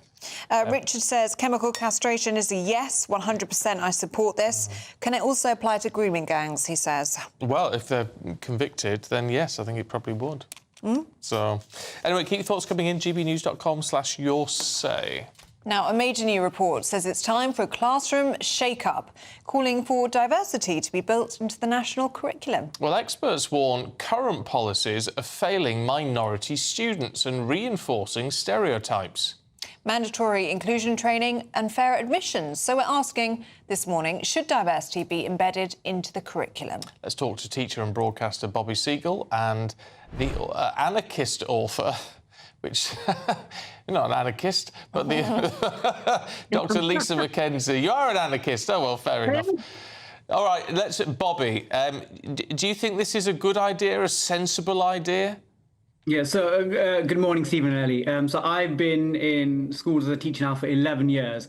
And what I've seen is that the problem is our education system, I think, doesn't seem to be working for all our communities. And the impact is when young people, children, don't feel they have got a stake in our future, they're less engaged, their parents are less engaged, their communities are less engaged. And ultimately, what this means is that we don't create citizens that are fulfilled and ultimately adding value to our communities and society. But we all want that. We can all agree, all our viewers here, whether you're left, centre or right, we want young people that feel as if they can add value to society. So in fact, what this report is saying is that real change requires diversity to be formally embedded, because currently most teachers, to be honest, will probably try to in their lessons make sure that their lessons do reflect the nature of the population so everyone feels that they have a stake. But it means that this report says actually all curriculum should be formally having that. And I think actually making education inclusive, if that means people feel included, I think that's a good thing. Dr. Lisa McKenzie, what do you make of this? Well, I've been in education for 20 years. I'm a university lecturer. And from what I know from schools, because I get 18-year-olds who've been to school, is there's already lots of diversity in the curriculum, in history, in RE, in creative writing and in English literature. There's already lots and lots of diversity in there. What I fear is every time the government do these new policies, what happens is those policies then become tick boxes for schools to then engage in, which is like extra administration, but it doesn't actually change anything. So at university, where I work at the universities, one of the demographics that we do not see, that we can't get to reach, are white working class boys. And I don't think this diversity policy would address that at all. I've read the policy. It doesn't seem to be looking at all diversity. For example, class is not mentioned in there. And yet social class is the biggest indicator for inequality in the country. It's actually class, and that's not in there at all. So what I think this is this is just yet another policy that would become a burden on schools and then ultimately be a burden on school teachers. You see, that's the problem with all this, Bobby, isn't it? That it is these big areas, and it does feel like as much as we can see the best of intentions in all of this, but it seems like all these sort of moves to actually tend to exclude the poorer, working class, white British and predominantly boys in all of this. Although I did actually have a flick through the report, and the report did acknowledge actually children in London are more likely to attend schools with lower rates of exclusion and attainment gaps. And again, London tends to be sort of urban, a more diverse population. And the report said that actually disadvantaged children in rural areas are less likely to succeed. So actually, when this report talks about inclusivity, it probably is maybe perhaps not directly referring to, but also referring to former mining towns, rural villages. So I think, again, in our UK system, again, we've got currently students going through GCSE and A-level exams, and they get results in in August, I beg your pardon. We'll find that, again, communities that are sort of underrepresented, working class communities do underperform. And I think this policy is about trying to make sure that we get all those communities to actually feel represented. Therefore, when they're in schools, they do achieve. Because the UK, if again, post-Brexit, we're standing on our own feet, we need to make sure all these communities feel they've got a stake in this country. Dr. McKenzie, we don't need a policy to do that. What we need is a levelling up of the education system, because schools in London, 25 years ago, schools in London were usually very poor and performed really badly. But actually, they've had lots of investment and they've had lots of support. And the schools in London, comprehensive schools, ordinary schools in London, actually achieve really well. They get there's one school in East I think the London. support. I think you're right, but the report does acknowledge that. The report says that London schools do. Yes, it does. Yes, it does. But putting diversity in there, how is that going to change? It's not going to change anything because I'm up in Nottinghamshire. I'm in the Red Wall. So where I am, there's so many alternative provision schools up here because kids have been kicked out of school. So actually what we need is a proper levelling up of education. We need an acknowledgement that different areas around the country are performing in different ways. And some children have been absolutely left out of the education system. And so that's not about diversity. That's about inequality. It's a fair point, Bobby, isn't it? Again, in the UK, we've got an issue where, again, I became a teacher 11 years ago. People that qualify as teachers end up getting drawn to the big cities. They end up drawn towards London predominantly, sometimes Birmingham, Manchester. So again, that's probably a allocation of teacher resources issues. And again, if I was sitting in government advising them about education, I would say, actually, can we have incentives to get talented young teachers into these communities? And again, I know an organisation called Teach First have tried that, but that's an issue. The more we can get talented teachers into communities, and again, I think you can have an inclusive curriculum and also have teachers spread across the country. So I think that we can tackle both issues at the same time. Bobby, can I ask you, I mean, in terms of being inclusive, wouldn't it be a better policy just to make sure that every child feels British if they're here, they're living in this country, and whatever their background, colour, religion or anything else, that they feel British, that it's more unifying, isn't it?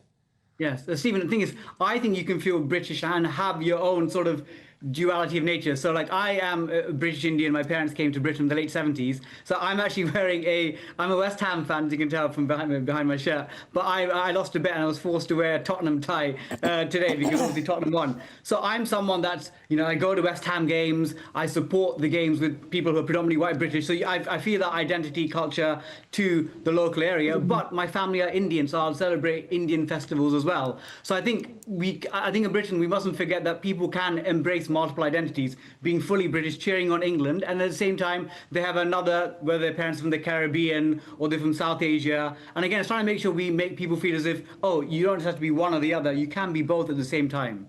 Dr. McKenzie, what do you make of that? Well, look, being British or feeling British or that's not going to solve the problems that we've got mass inequalities around education and around work throughout the country. This is a structural issue. So yes, education is part of it, but it's just part of it. Where I live, so if you're a student in London, you can be working class, and you can be South Asian, and you can be West Indian, and you can have every sort of diversity tick box in your life.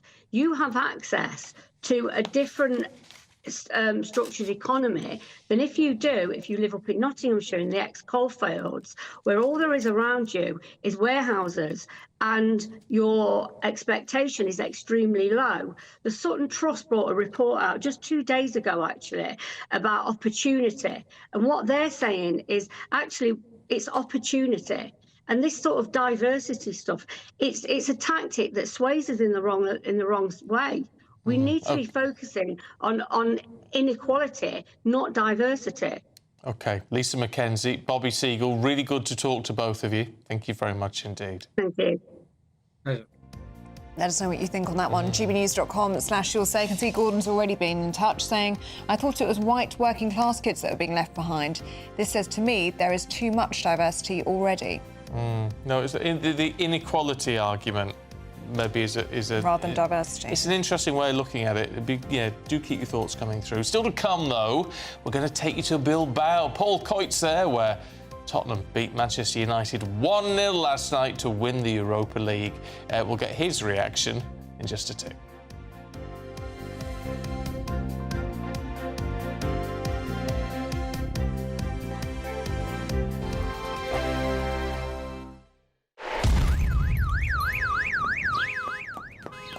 Crash Law 24 sponsors GB News Traffic and Travel Report. Good morning. This is the latest AI travel news from gbnews.com. The M8 eastbound junction 18 exit is closed. Motorists should follow diversions and expect delays. M4 westbound inspections have closed the road between junction 30 Cardiff Gate and junction 32 Corriton. In Luton, a vehicle fire has closed 2 lanes on the M1 southbound, causing 50-minute delays. On the M25 anti-clockwise in Surrey, a collision between junctions 10 and 9 has 3 lanes closed, with a 40-minute delay expected. And on the trains, there are disruptions with Lumo and ScotRail services between Edinburgh and Tweedbank, North Berwick and Dunbar. For more travel news, go to gbnews.com. Crash Law 24 sponsors GB News Traffic and Travel Report. Good Afternoon Britain isn't just about us. The wonderful thing about this programme is it's about everyone watching. It's an interactive programme. Well, there absolutely is something to see here, and we're going to be talking about it more. Whether it's breaking royal news, please bring us up to date, or indeed a particularly punchy speech in the House of Commons. Very, very curious. We bring it to you live, and then we bring you live reaction as well. That's Good Afternoon Britain, weekdays from midday. Only on GB News, the People's Channel, Britain's news channel. From the school run to the home run, watch a new show for all of Britain. So he can say whatever he wants. A straight talking show where all voices are heard. And, you know, when are we going to stop talking about smashing the gangs and actually do it? With the stories that matter from every part of our country. There's a bit of a crash landing there for your Chancellor. Bold, fearless and standing up for you. That's me, Martin Daubney, 3 p.m. till 6 p.m, weekdays, here only on GB News. The People's Channel, Britain's news channel. It's Patrick Christie's Tonight, and here we do things differently. It's explaining the absolute madness of this, doesn't it? It's explosive. I mean, this is very good. It's lively. 850. Your government sat there, Sean, and it did nothing. It's controversial. And the Middle East has been in turmoil since before I was born. It's everything you need to kickstart your evening. Everyone's had their Weetabix tonight. I love to see it. That's Patrick Christie's Tonight, weeknights from 9 p.m. Only on GB News, the People's Channel, Britain's news channel. Hi, I'm Michelle Dewberry, and my show is your opportunity to cut through all the noise and dive in headfirst to some robust debates. Ideas clash. Situation, isn't it? Because the failure is... You're deliberately avoiding my point. Nothing's held back. And if you think this is the end of it, wait for more. And we do not shy away from the difficult stuff. Sometimes I want to shake people and say, if only you understood. So join me on Jubes & Kerr weeknights at 6 p.m, only on GB News, Britain's news channel.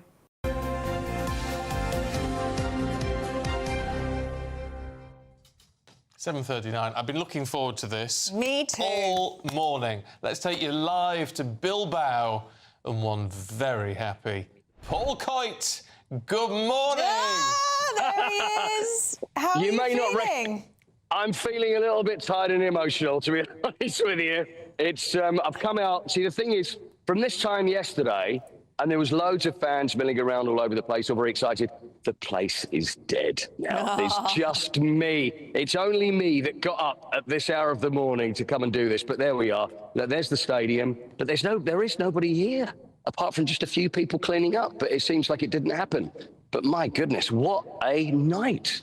It was so emotional. I tell you, I didn't expect to react the way that I did. And as soon as the final whistle went, I found myself, I'm thinking, there's tears flooding down my eyes. All the fans were going crazy. I couldn't get out of the stadium through, hello, sir, Koiti, you can have a selfie, Koiti, you can have a selfie. There was a lot of that going on. And it was just an incredible night. And how a team that's been 17th is that close to relegation in the Premier League ends up winning the Europa League. There's this phrase Spursy, which is always like, anything that possibly could go wrong would. But with Spurs, it actually works the other way as well. And people forget that. When you least expect it, then they pull something out. And it was a great night. It really was. Yeah. How's Ange? Ange? Well, I haven't seen Ange since, but we can hear from him. Now, I don't know what he says here, but I don't imagine it's going to be spiky, and I imagine there's going to be smiles. He's the one, I mean, this is what's so funny about this, guys, is that he's the one that said, listen, you know, I always win something in my second season, and nobody believed him. Nobody believed him. There's journalists, the press, even me thinking, really? And he's done it. So let's hear from what he has to say. Yeah, look, it's hard sort of to put into words the emotions. You know, super proud of the players. You know, I understand the disappointment we've put them through this year, particularly in the league. But you know, just seeing them tonight, you know, the impact it has on them. Some of them, you know, it's obviously 17 years since our last trophy, 41 in Europe. Some of them have never had a night like this. So his voice is sounding a little bit like mine, to be honest with you. But obviously he's emotional. And now we wonder what's going to happen. Is Ange going to now stick around? Will he be given now another run at the Premier League? Or will he walk away? All this will happen in time. And there's going to be a huge parade in Tottenham. And that's going to be tomorrow. And you're going to be back for that one, Koiti. And what's this mean for Spurs, briefly? I mean, it's at the end of a 17-year drought for a trophy. Do you think you'll be winning everything now? I think we're probably going to win everything now, Ellie, don't you think? I think everything's going to come running in now. Now, there's scenes from the Spurs stadium. So loads of people, and my son and my wife were there as well. And there were thousands at the Tottenham Hotspur Stadium last night, those that couldn't actually make it. And there we are, because there were screens in the middle. And then everybody, I mean, it was joyous. They didn't want it to happen with anybody running on the pitch because there's still a game against Brighton. Which happens, but everybody just lost it and went crazy. And the atmosphere, it was just, I can't even begin to explain what it was like, though, here in this stadium, here in Bilbao. Everywhere you look, there's tears, people are hugging, because it's been 17 years. And so many times people go, oh, Spurs, oh, they never do it. You get it from Arsenal, you get it from all other clubs, and everybody's always very quick to have a go at Tottenham. But finally, that hoodoo's gone. And they've won a European trophy. So this is the first time in 41 years when the last team won back in 1984.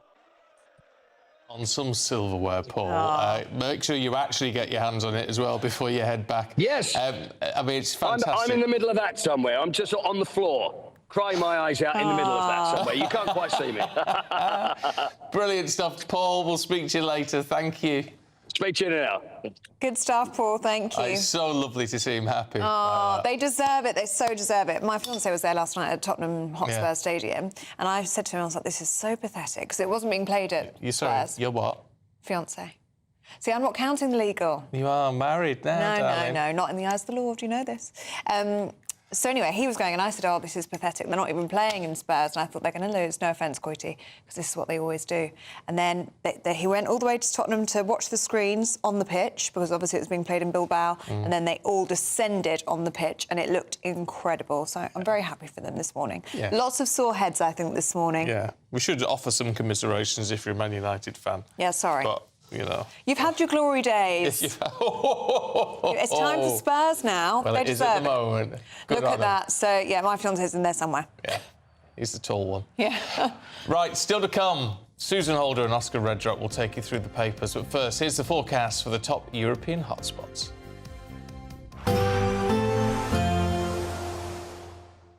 Can't wait to get in that sea. Lovely and warm. Just like the feeling of having great travel insurance. All Clear Travel Insurance sponsors GB News Travel Destinations Forecast.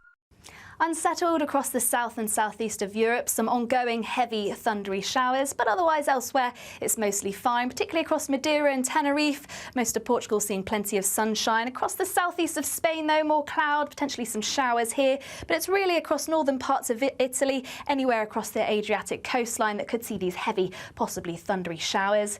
Greece should be mostly settled, and elsewhere from Sunday there's still plenty of sunshine and temperatures widely in the mid to low 20s. All Clear Travel Insurance sponsors GB News Travel Destinations Forecast.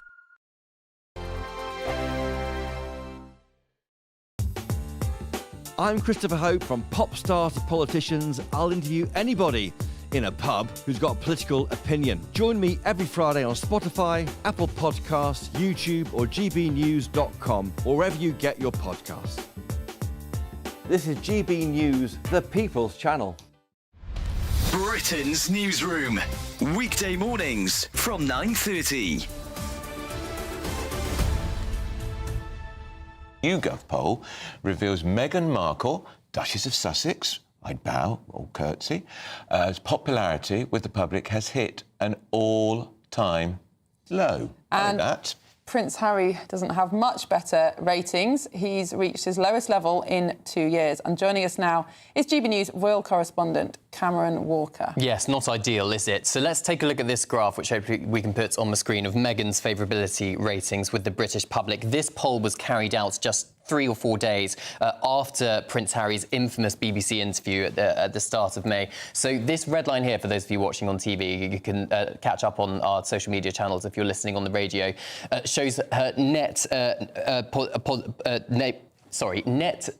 positive rating. So the line at the bottom shows how popular she was before she left as a senior royal, and then how it dipped when they left in 2020, Harry and Meghan, and how it's continued a steady decline since. So at the moment, currently 20% of Britons only have a positive view of her. 65% see the Duchess negatively. Of course, in the last few months, she has relaunched her Instagram to try and rebrand herself. She's launched her own lifestyle business as ever.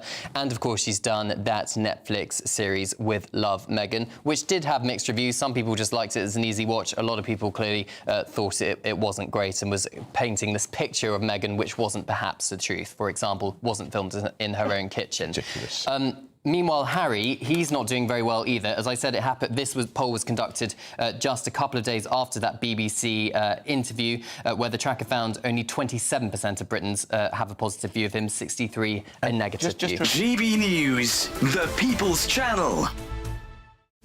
This is Britain's newsroom, where your voice matters. It's just astonishing. With expert analysis and honest opinion, we don't just keep you informed. We bring you unique perspectives you won't see anywhere else. Can't argue with any of that. When the news happens, it happens here. On Britain's newsroom, weekdays from 9:30 a.m. Only on GB News. In the GB Newsroom, we bring you the news as it happens. With our team of dedicated journalists across the UK, we're ready to keep you up to date with what's happening every half an hour, every single day. Bulletins here on GB News, the People's Channel, Britain's news channel.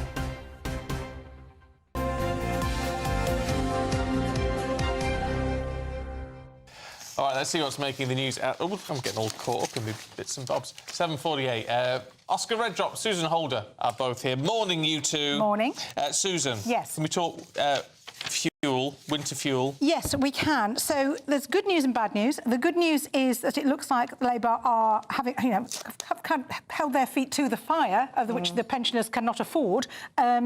And maybe U-turning on this. The trouble is we don't know quite when they're going to U-turn, how they're going to U-turn, which pensioners are going to get it on whatnot. And the problem is as well, it doesn't look like any decision will be made in time for pensioners to get the extra fuel payment this winter. Surely they can't leave it till after. Well, if they're going to leave it till the autumn, Gordon Brown was on being interviewed yesterday saying you have to decide now because the kind of infrastructure, these things do not happen at the flick of a button. Well, he came out with a shocking revelation, though, that he thinks people who are paying top rate of tax shouldn't get it. Well, yes. Well, I mean, no, if they're earning that sort of money, no, probably not. Probably we could all get on board with that. The problem is how you is at what point you put the threshold and how you do the means testing. And in the end, I think it turns out to be far more cost-effective to just give all pensioners the... Probably is, yeah. Than scrabble around trying to claw back from the people that you think are the millionaire pensioners, who probably do something better with that money anyway that actually benefits society, in my opinion. That is only my opinion.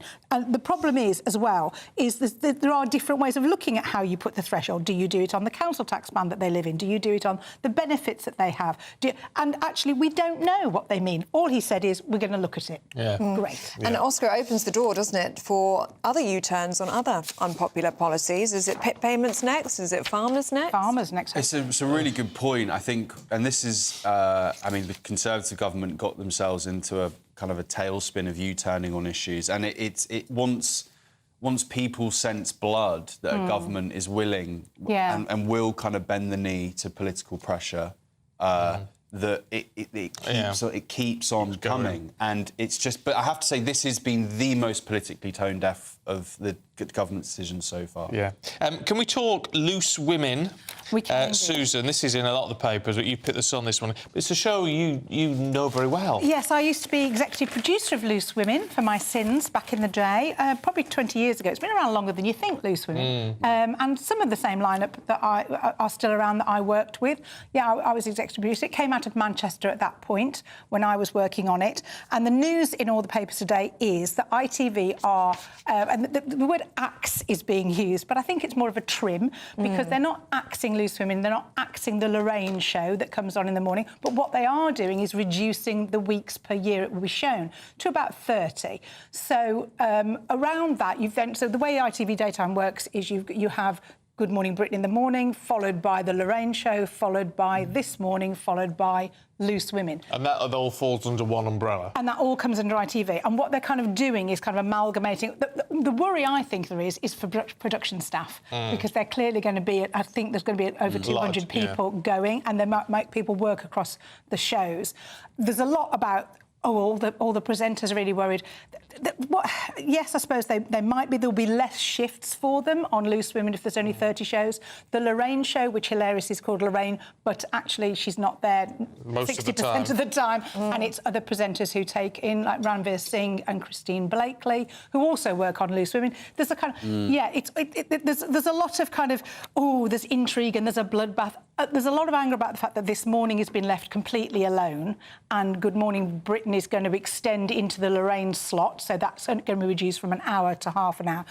Personally, not that my opinion counts for anything now, but I think actually if you want to make something popular, perhaps reducing it a bit might be the way to go. Loose Women has been around a long time.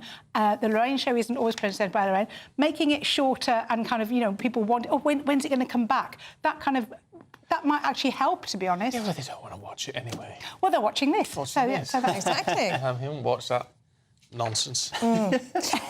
Oscar, we've got a minute left. Do you want to tell us about... I think this might be your daily routine, right? How old are you? That's definitely not my daily routine. Oh, is it not? Yeah. And am I Gen Z? I don't even know if I'm... I think you might be Gen Z. What does that mean? 30? Yeah, oh, no, you're not. I'm not. You're a millennial. Well, anyway... Maybe I can pretend to be for a bit longer. I like the fact you don't know. That's good. Yeah, that is good. That is good. So a poll of 5,000 Brits shows that adding it's Gen Z, really, isn't it? Yeah. Gen Z. Gen Zers adding an early walk to their morning routine to review their daily targets. Their daily targets? Which I think, personally, as someone who careers from 1 hour to the next, having no idea what he's doing and kind of lives in a constant state of chaos... I think sounds very dull and boring. They are quite boring. Have a lie-in. Wholesome. Let's use the word wholesome. Wholesome. Have a lie-in. The beauty of life is not knowing what's coming next. If you're just walking around a park on your own, planning your every next 5 minutes, then I think that's quite sad. I think it's very odd if you have to set yourself daily targets. Come on, daily target live a bit. You could have quite a low bar for your daily target. I mean, on the day off for me, my daily target is try and stay awake till 1 o'clock. Yeah. then have a little siesta. Yeah, live a bit. Absolutely. Yeah. I do like a list of achievements you can tick off, though. I do like. I like ticking things off a list. Yeah. Oscar. Right, see you soon. lot. Thanks very much. Stop ticking. Stop talking. We'll see you in an hour. Here's the weather.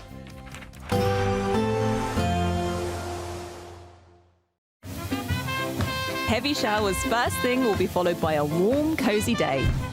Boxed boilers. Sponsors of weather on GB News. Hello there, good morning. Welcome to your GB News weather update from the Met Office.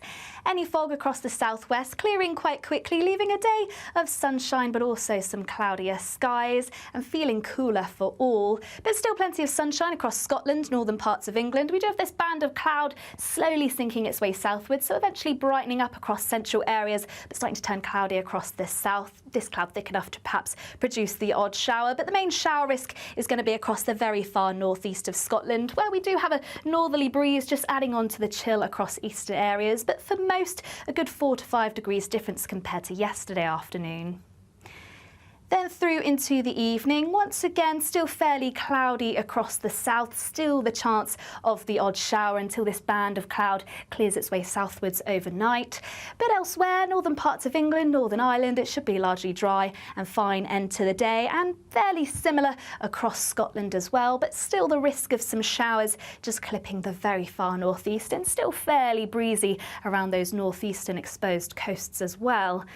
But then through the course of the night, as I say, as we get rid of that cloud across the south, there's going to be plenty of clear skies. Winds should lighten away from eastern coast, but that means it is going to be turning chilly. A chance we could see some rural frost by the morning. So if you're a gardener, make sure to keep those plants covered up. And then we'll eventually see more cloud drifting in from the west. So it is going to be a mostly chilly start to finish off the week, but once again, it should be mostly dry. Probably a bit more sunshine around, particularly for central and southern parts, though still the risk of the odd shower clipping the very far northeast. But we'll see cloud thickening up from the west, eventually some outbreaks of rain moving into parts of Northern Ireland, the very far west of Scotland. And that's a sign for things to come as we head towards the bank holiday weekend. But a warmer day for many, highs of around 21 degrees Celsius. That's it from me. Bye-bye. There will be a light breeze in the morning, leading to a warm front. Boxed heat pumps. Sponsors of weather on GB News.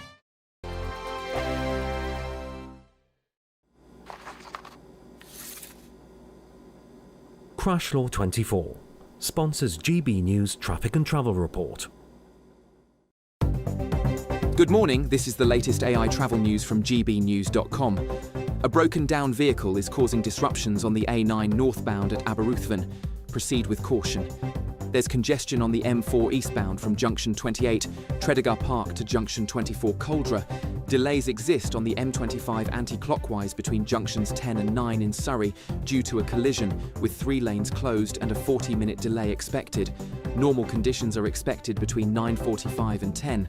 And on the trains, cross-country services are disrupted between Edinburgh and Dunbar and between Birmingham New Street and Bromsgrove. Elna services face similar disruptions between Edinburgh and Dunbar. For more travel news, go to gbnews.com. Crash Law 24 sponsors GB News Traffic and Travel Report. What does it feel like to be a Great British Giveaway winner?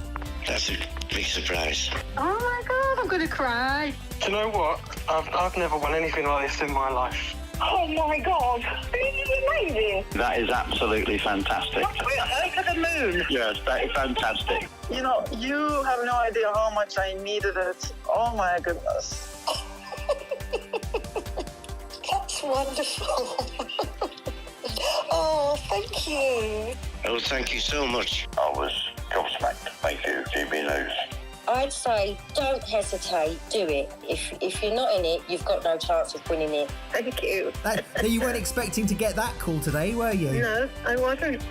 You really could be our next big winner.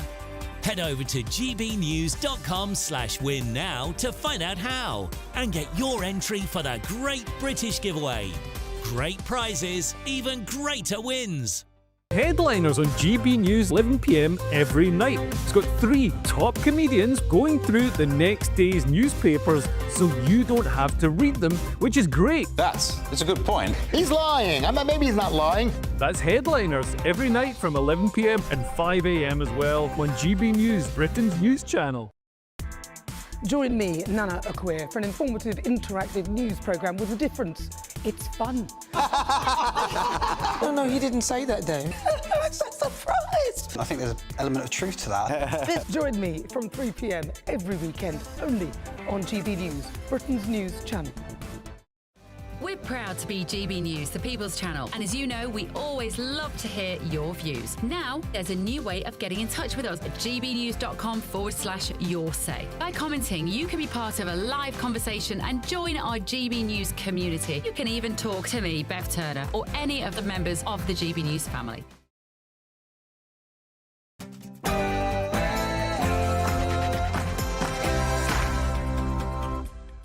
Good morning. Migrant crossings are set to hit a record high this year. New modelling shows the country is braced for the arrivals of 50,000 illegal immigrants on small boats. Well, it comes as a leaked memo reveals Angela Rayner called for a curb on migrant benefits, with strict limits on access to pensions and universal credit. Well, with net migration figures due out later this morning, we're asking, have we lost control of our borders? 2 Israeli embassy workers are shot dead in Washington, D.C. near a Jewish museum. Kemi Badenoch brands the government's U-turn on winter fuel allowance a joke, as the Prime Minister says he's looking at widening eligibility for payments. These are articles over the last few days. Death of people. Death. Horrible death. Donald Trump ambushes the South African president with claims of white persecution in the country. The Chagos Islands deal will be signed today. That's despite heavy criticism that the move compromises national security. A crackdown on paedophiles. The Justice Secretary reveals plans to chemically castrate child sex offenders. As a new report calls for diversity to be embedded into the national curriculum, we're asking, should it really be taught in schools? The Prince and Princess of Wales heading to Scotland today for the naming of a new warship, HMS Glasgow. Triumph for Tottenham. Spurs beat Manchester United 1-0 in the Europa League final. Yeah, it really is the morning after the night before here in a rather sort of dreary Bilbao. There's a lot of sore heads and quite a few sore throats, as you can imagine, as well, as Spurs beat Manchester United 1-0 to win the Europa League. Hello there, good morning. A dry day ahead, a mix of cloud and also some sunshine, but is it still going to be feeling warm? Well, stay tuned and I'll have all the details. It's just gone 8 o'clock. I'm Stephen Dixon. I'm Ellie Costello, and this is GB News Breakfast.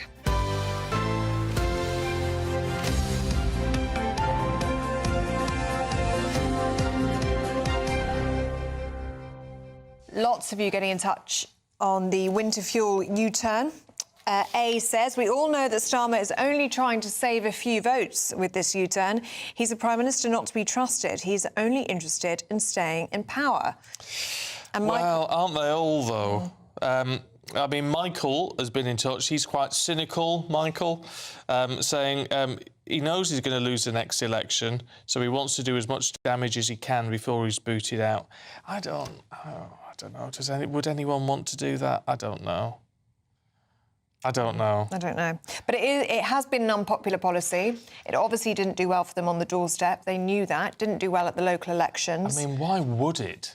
No. Why would it? I mean, this is what people don't understand about this government, is that they've introduced from the get-go policies which seem to target people in society who are already struggling, pensioners, farmers, some would say with the disability benefits, that as well, though other people think it was necessary to cut down on that. But why would you, I mean, certainly with pensioners and farmers, why would you target that? Yeah, and it's very anti-Labour, it would seem. People were very shocked it came from them in the first place. And there'll be, I imagine, a lot of resentment within the Labour Party now that they went out and campaigned for the local elections. They were on the doorsteps backing winter fuel as their policy. They were told to do that. And now, literally a couple of weeks later, a U-turn. But we have no detail yet on what that U-turn looks like. No, this is it. Is it a complete U-turn? Is it just changing of thresholds? Yeah. Who's going to be eligible? And Susan made a good point earlier on when she said you should just bring it back for everyone. And some people don't need it. We know some people don't need it, but actually means testing something is very expensive. So is it worth the cost of the means testing rather than just giving it to everyone, which might actually be financially a better idea? I know it's a bit counterintuitive, but...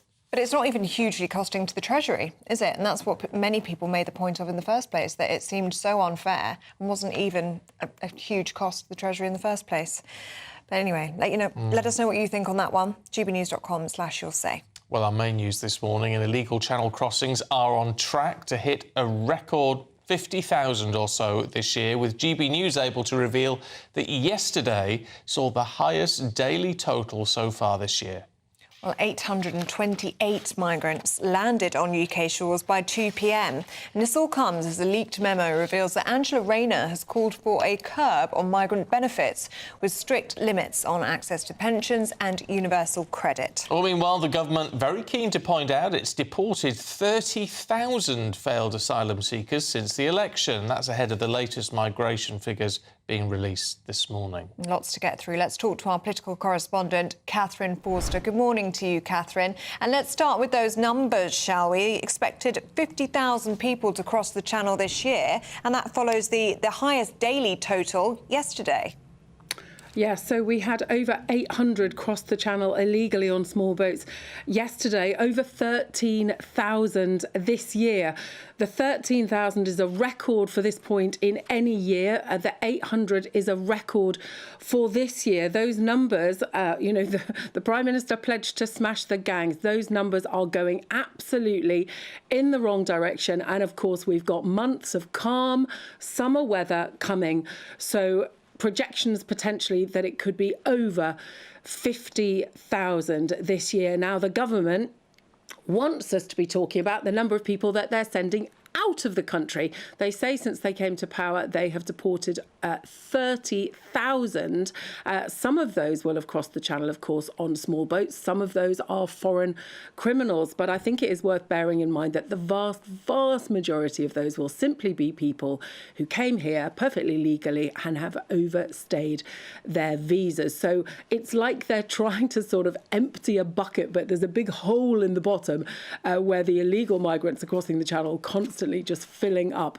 So, a very difficult message for the government to get across. The legal migration figures will be out from the Office for National Statistics this morning. Remember that those numbers were nearly up to 1 million just a year or two ago, then went down to about 750,000. More people came legally to the country than left in a year. Those numbers are utterly unprecedented in our history. Now, the numbers we expect will go down today, but those figures today will be reflecting the numbers during the last government. So if this government tried to take any credit for them, it'll be measures that the Conservatives took. So migration, of course, legal and illegal, a massive, massive issue for voters who feel that they've been made promises for well over a decade, and those promises have simply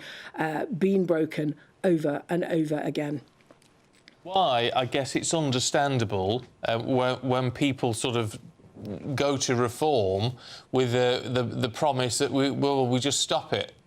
We stop all but essential migration. Now, I don't know how you do it. I don't know how practical it is or anything else.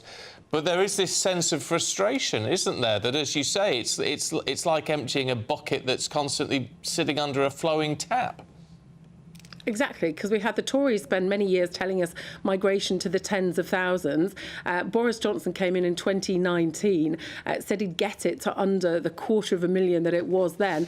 Brexit was supposed to take back control, including of our borders. And, we've had control of legal migration since Brexit. The Conservative government, under Boris Johnson, made choices that took that number through the roof to just shy of 1 million. And Labour have come in, they've promised change, they've promised to smash the gangs. They didn't say stop the boats, but they changed it for another 3-word slogan. Those numbers still going absolutely in the wrong direction. So little wonder that people who are turning to reform, who of course are saying they'd stop it, much easier said than done, though. Of course, if this was easy, I think it would have been dealt with by now. The issue of turning the boats back, sure, Australia did that a long time ago. It was in the Pacific Ocean. It's not like the English Channel, which is only 20 miles wide. Catherine, just some breaking news coming through, which I'd like your thoughts on, if you would, because we've been talking about the Chagos Islands deal, controversial as it is. The Prime Minister was meant to be signing that today. We're just hearing, Catherine, that the government has been temporarily banned from signing that deal. There's been an injunction granted by a High Court judge today. Now, we haven't got any more details just to hand, but this is a blow for the Prime Minister. Well, certainly it is. And of course, the Prime Minister was a lawyer, Director of Public Prosecutions as well. And the reason that we are preparing to give Mauritius many, many millions of pounds for many years is because, a court has ruled that legally the Chagos Island should be given back to Mauritius. Now, I did know that there was a very late night court appeal lodged late last night, and it was heard during the night, presumably, which is why we're now getting this news. And it's because the government were due to virtually sign the deal that we've been hearing about for months and months and months today. So clearly, opponents felt they had no option but to lodge an appeal late last night. It looks like it's worked for now. Of course, we don't know what will happen down the line. And of course, the Chagosian people that were booted out of the Chagos Islands 60 years ago haven't been consulted in any of this, aren't allowed to go back, feeling that their voices have been totally unheard, and opposition parties saying that this whole deal is not necessary and that we're spending huge amounts of money that we cannot afford to give something that we own to Mauritius and then pay them a fortune to rent it back. OK. Catherine Forster there for us in Westminster. Thank you very much. Well, let's talk to the Director at the Centre for Migration Control, Robert Bates, who joins us now. I mean, we keep going back to this question, Robert. Have we lost control of our borders? We're still waiting for these net migration figures to come out. But even if they do, as Catherine was saying, will be down to the Tories and not the current Labour government. They'll be lower, but they're not low enough. Morning, guys. I think you've absolutely hit the nail on the head there. These numbers will be a lot lower than what we saw 2 or 3 years ago when net migration was running at close to 1 million. Unfortunately, the figures that we will see, probably at about 400 to 500,000 net, are still far too high and far higher than the British public would expect those figures to be at. Certain measures were, of course, introduced at the tail end of the Conservative government, something that looked to clamp down on the number of dependents that were coming across into the country. But unfortunately, the numbers that we have seen over the last couple of years are really systemic because of the system that was put in place after the end of Brexit, and the post-Brexit immigration system was something that really actually threw open the door not just to Europe but to the rest of the world. And we've seen an influx of low-skilled, low-wage migrants as a result of that, chiefly through routes such as the health and social care visa, which the Labour Party are looking to clamp down on. But what we'll see with those measures that the Labour Party introduced is unfortunately only about another 100,000 coming off the top of that figure. So we will see, and it looks like, and I'm really worried about this, we'll be settling around 200 to 300,000 net immigration for the foreseeable future, and that is far, far too high. OK, Robert, sorry it's a bit short and sweet. We appreciate your time. Thank you. No worries. Well, let's cross live to Westminster and speak to the Shadow Justice Secretary, Robert Jenrick. Good to see you this morning, Mr Jenrick. Let's get some reaction to... I'm not sure if you'll be across this. We've just heard it here ourselves. But this breaking news in the past few minutes about the Chagos Islands deal. The government has temporarily been banned from concluding its negotiations on the Chagos Islands deal. An injunction granted in the early hours of this morning by a High Court judge. What's your reaction to that breaking news? Well, look, let's hope that this is ultimately successful, because this is an absolutely disgraceful sellout where Keir Starmer is looking to give away sovereign British territory to an ally of China and pay billions of pounds for the privilege. So let's hope that this succeeds. All power to the elbow of the Great British PAC and the individuals who brought forward this legal challenge.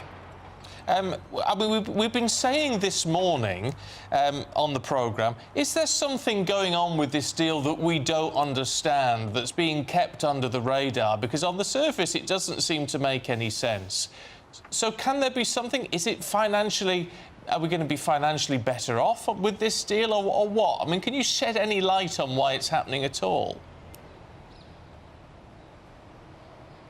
Well, look, the only explanation I can find for this is Keir Starmer's view of international law, where he thinks that his reputation on the gilded circuit of lawyers and courts is more important than the interests of the British people, because this is a very, very bad deal. We're giving away our own territory. We are losing control over territory on which there is an incredibly important base that we and our key ally, the United States, make use of, and we're paying billions of pounds for decades and decades for the privilege of doing so. It's a terrible deal. It should be stopped, but Keir Starmer has proceeded with it because, at the end of the day, he's a human rights lawyer who always puts international law above the interests of the British public. Can I ask you about your counterpart, the Justice Secretary, Shabana Mahmood? She is looking at plans to make it mandatory for rapists and paedophiles to be chemically castrated. Is that something that you would welcome? Is that something you would support?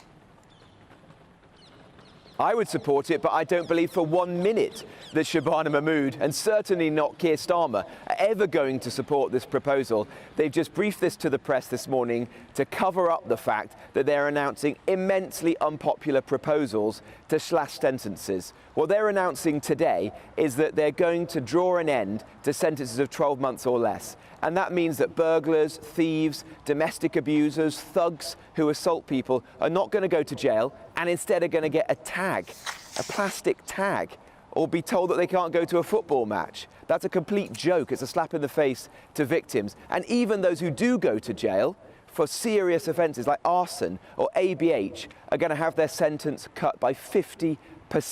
In fact, it's even worse than that. If they plead guilty, they might only serve 22% of their sentence. This is a licence for criminals to be out on our streets, terrorising communities of impunity. It's a get-out-of-jail-free card for criminals. There's a lot of people, though, who know the system, the penal system, very well, who say short sentences actually aren't effective. And if you want to have an impact, because it's not just about punishment, it's about rehabilitation and trying to make sure people do not reoffend. And for that, you actually need a longer sentence, not a shorter one. You might do more harm than good.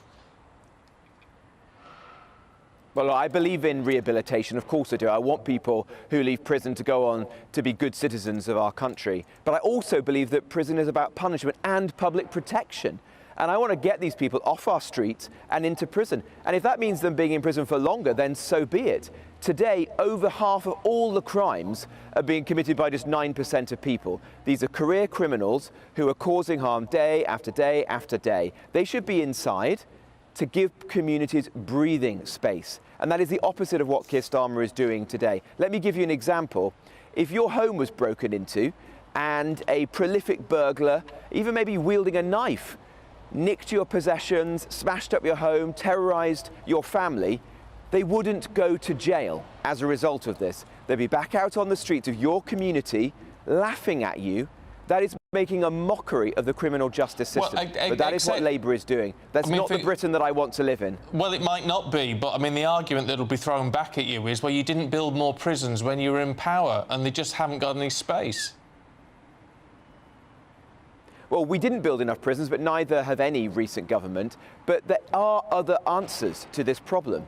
They're looking to find 9,500 prison places But there's 10,500 foreign national offenders in our prisons. So let's get those people deported from our country and free up the spaces. There's 17,500 people in prison on remand awaiting trial. Let's get our courts sitting round the clock 7 days a week so that we can get those people through the system. There are other answers, but for ideological reasons, Keir Starmer is reaching for the easy lever of giving a get-out-of-jail-free card for criminals. That is the wrong answer to this problem. It's an easy answer, but it's one that's going to leave the public less safe. Do you have a nerve, though, to talk about Labour releasing prisoners early when the Tories also released prisoners early? I mean, I've got the figures in front of me here, Ministry of Justice, over 10,000 prisoners allowed to walk free early between October 2023 and June 2024. How can you criticise the government now for doing the same?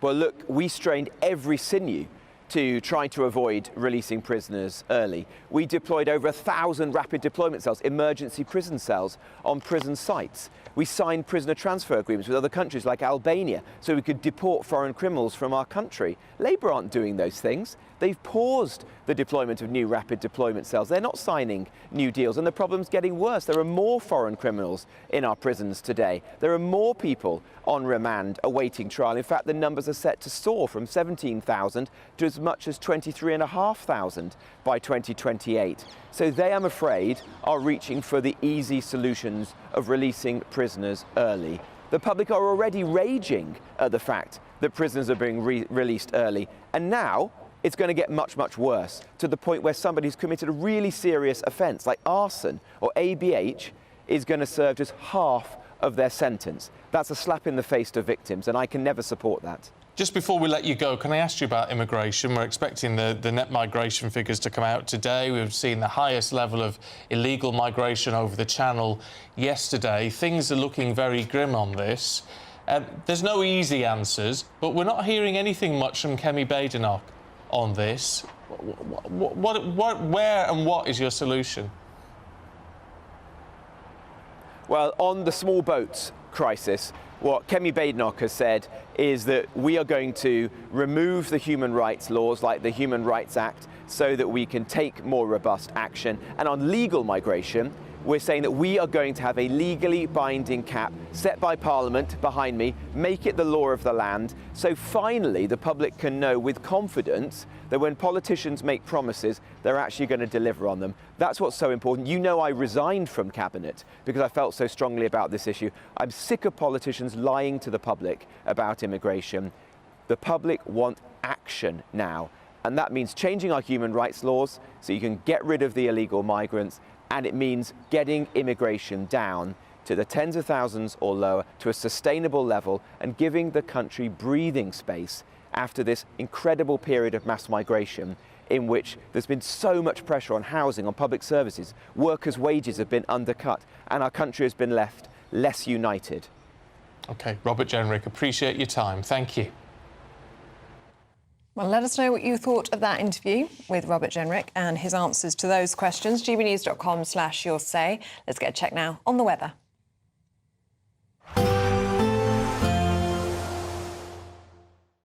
Expect a warm front, moving from the kitchen right through to the rest of the house. Boxed Boilers, sponsors of weather on GB News. Hello there, good morning. Welcome to your GB News weather update from the Met Office. Any fog across the southwest, clearing quite quickly, leaving a day of sunshine but also some cloudier skies and feeling cooler for all. But still plenty of sunshine across Scotland, northern parts of England. We do have this band of cloud slowly sinking its way southwards, so eventually brightening up across central areas, but starting to turn cloudy across the south. This cloud thick enough to perhaps produce the odd shower, but the main shower risk is going to be across the very far northeast of Scotland, where we do have a northerly breeze just adding on to the chill across eastern areas, but for most, a good 4 to 5 degrees difference compared to yesterday afternoon. Then through into the evening, once again, still fairly cloudy across the south, still the chance of the odd shower until this band of cloud clears its way southwards overnight. But elsewhere, northern parts of England, Northern Ireland, it should be largely dry and fine end to the day, and fairly similar across Scotland as well, but still the risk of some showers just clipping the very far northeast, and still fairly breezy around those northeastern exposed coasts as well. But then through the course of the night, as I say, as we get rid of that cloud across the south, there's going to be plenty of clear skies. Winds should lighten away from eastern coast, but that means it is going to be turning chilly. A chance we could see some rural frost by the morning. So if you're a gardener, make sure to keep those plants covered up. And then we'll eventually see more cloud drifting in from the west.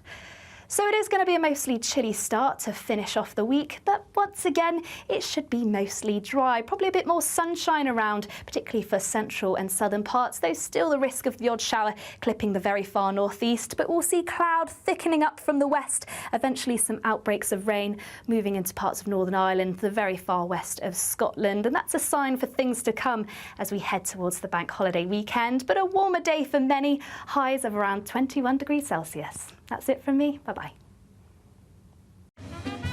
A positive outlook through the night will power through to a bright day ahead. Boxed Home Battery Storage, sponsors of weather on GB News. Still to come, we'll talk to the leader of the Liberal Democrats, Ed Davey, on his calls for changes to the care system. That's next.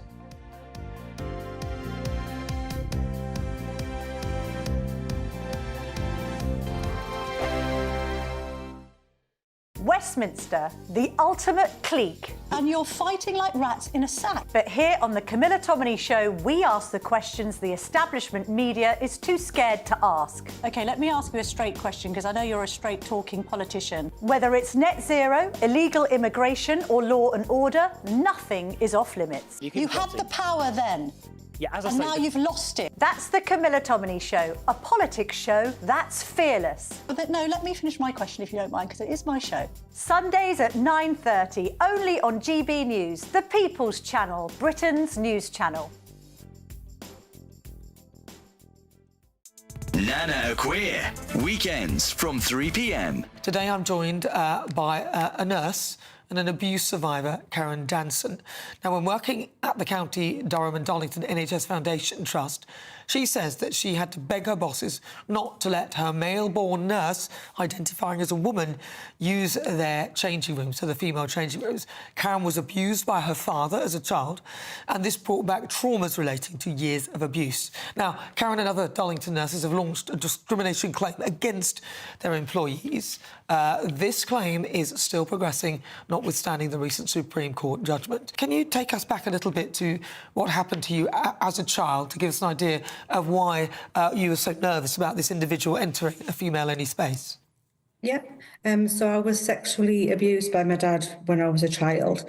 It started when I was 6 years old, and it was like 3 times a week, every week for 6 years. It left me with PTSD. Like I say, here I am as an adult, as a nurse trying to give back to people, and I walk into work one day after shift, and there's a man in my changing room, you know, and I didn't know how to react. I thought I was in the wrong place. I thought I'd maybe walked into the wrong changing room. He's there half dressed. As I'm walking down to my locker, you know, he's saying to me, "Are you not getting changed yet?" And I was like, "No." And then he asked me again, and I started panicking, thinking, you know, why is he asking me if I want to get changed? Is he wanting to provoke a reaction? Does he actually want me to get changed in front of him? And then when he asked me a third time, "Are you not getting changed yet?" That was it. I needed to leave. I needed to get out of there. It just reminded me so much of the trauma that I'd experienced with my dad. GB News, the People's Channel. What is the state of our economy? What is the state of our National Health Service? What is the state of our schools? What on earth is going on? Understanding Britain means understanding the state we're in. This is State of the Nation with me, Matt Goodwin, Wednesdays, Thursdays and Fridays from 8 p.m. on GB News.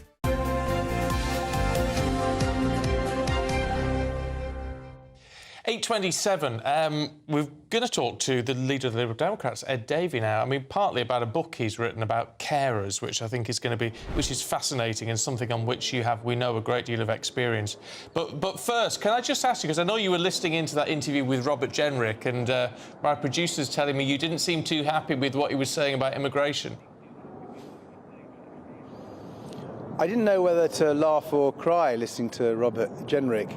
The Conservatives really ought to start every interview with an apology, frankly. I'm not here to defend the Labour government's record. I think that needs to be vastly improved. But, you know, they didn't build enough prisons. We had record levels of immigration. They broke the system, particularly after Brexit. We had record levels of illegal and legal immigration under Robert Jenrick and the Conservatives. I mean, he was in the Home Office for much of this period. So I really think you need to ask him to apologise next time he's on your show. Can I also ask you about this breaking news that we've had in the past half an hour or so? That the government has temporarily been banned from concluding its negotiations on the Chagos Islands deal. It was believed to have been signed today, or hoped to have been signed today. This is all down to an injunction that was granted in the early hours of this morning by a High Court judge. Yeah, I mean, I haven't seen any of the details. Clearly, the Chagos negotiations have been going on for years now. They had several rounds under the Conservatives, who I think, if they'd been returned, would have no doubt concluded a deal, despite what they say now. Let's see. I mean, maybe it gives a greater chance for scrutiny. I'm all in favour of that. This government absolutely needs to be held to account for everything they do. Right. I mean, can we talk about your book, which I see you grasping away in front of you, quite rightly so. Look, whether people agree with you politically or not is beside the point when it comes to this, because you've had I mean, if you don't mind me saying, you've had a rough ride. You lost your dad when you were 4, your mum when you were 15. Your son has a very serious condition that means he needs care. Your wife has been diagnosed with MS. I mean, you have always been a carer, and it looks like always will be a carer. It's a tough time. It gives you an insight that most of us would never want. Yeah, but millions of people do look after their loved ones. I mean, many of your viewers this morning will know that they'll spend the rest of this day looking after one of their family members who needs care, whether it's an elderly relative, a disabled relative, or maybe a husband or wife who's got dementia. So it's actually an experience of millions of people. And one of the reasons I wanted to write this book was, yes, explain that I've had quite a lot of experience caring for my nearest and dearest, but that it's a story of many other people. Indeed, there's 4 different carers in this book telling their stories. And then I talk about how I think we should improve the system.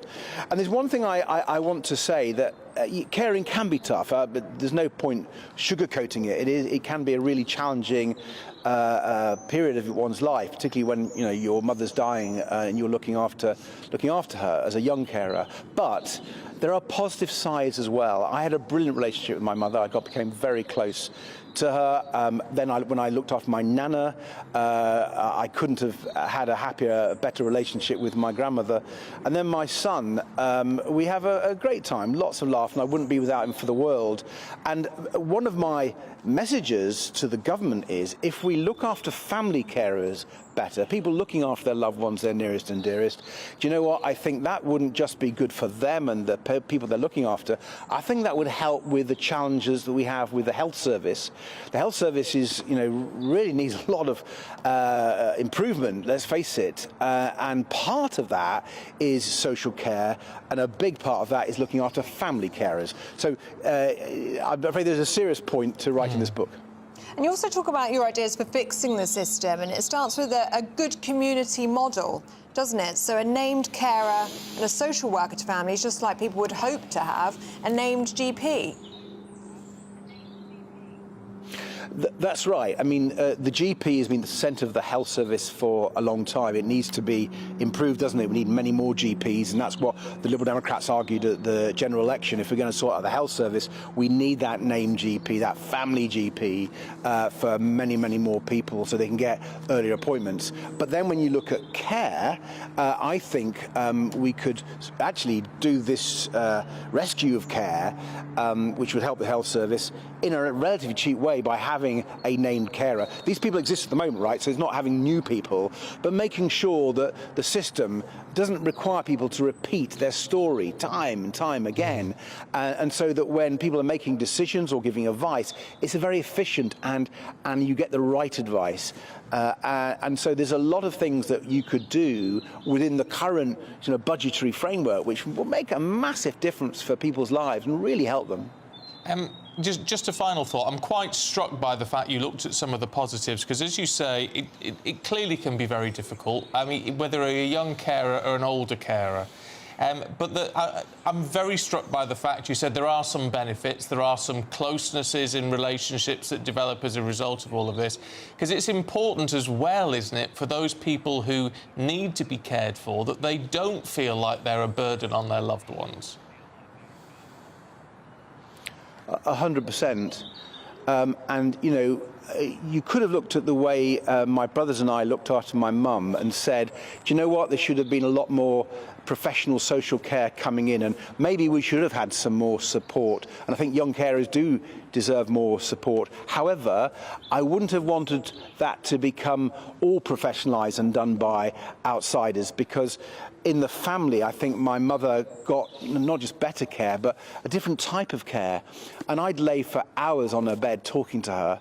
The relationship I built up with her was special. And you get insights into what life is all about, frankly. So I'll give you a little story that I write up in my book. I got on as a 14-year-old to a coach trip to Germany for about 3 days. And we were in a car park, and I got out and I started talking to this German girl and had a nice conversation with her, had a photograph taken with her. And when I got back, we developed it. Weren't digital photographs in those days. Got it developed and showed my mum. And she looked at it and said, I wonder who you'll end up with. And the point there, when I reflect on it, is how parents think about who's going to look after their children when they're not there. And I think about that all the time with my disabled son, because no one's going to hold him and care for him the way that my wife and I do. And so I think there are so many families out there who worry about who's going to look after their loved ones who may be very, very vulnerable. So those insights into care and what people are thinking, millions of people are thinking, is really important for politicians to understand better and think through how we help people.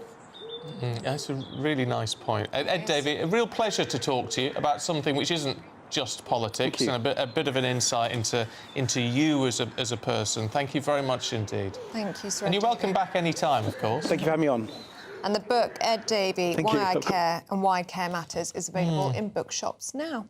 It's out today. Yeah, it's very interesting, and as you say, it's about it's not. I know he does make some political points in the book, but actually, this is about him as a person, and as he says, going through what a lot of people go through in the country. So it's fascinating. And so important to talk about as well. Yes, it is. So really good to hear from him, and quite moving actually to him speak about his son there and worries for his son's future. I think a lot of parents can relate to that. Yeah, I think they can.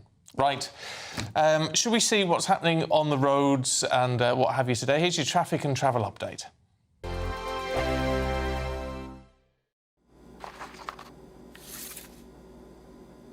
Crash Law 24 sponsors GB News Traffic and Travel Report. Good morning. This is the latest AI travel news from gbnews.com. Drivers northbound on the A9 at Aberystwyth should proceed with caution due to a broken down vehicle. Traffic on the M2 eastbound between junctions 5 and 6 in Kent is congested following a collision, but should normalise shortly after 8:45. Motorists in Hertfordshire face a 30-minute delay on the M25 anti-clockwise between junctions 20 and 19 due to a collision. And on the trains, expect disruptions on cross-country services between Edinburgh and Dunbar, and Birmingham New Street and Bromsgrove. Eleanor also reports delays on the Edinburgh to Dunbar route.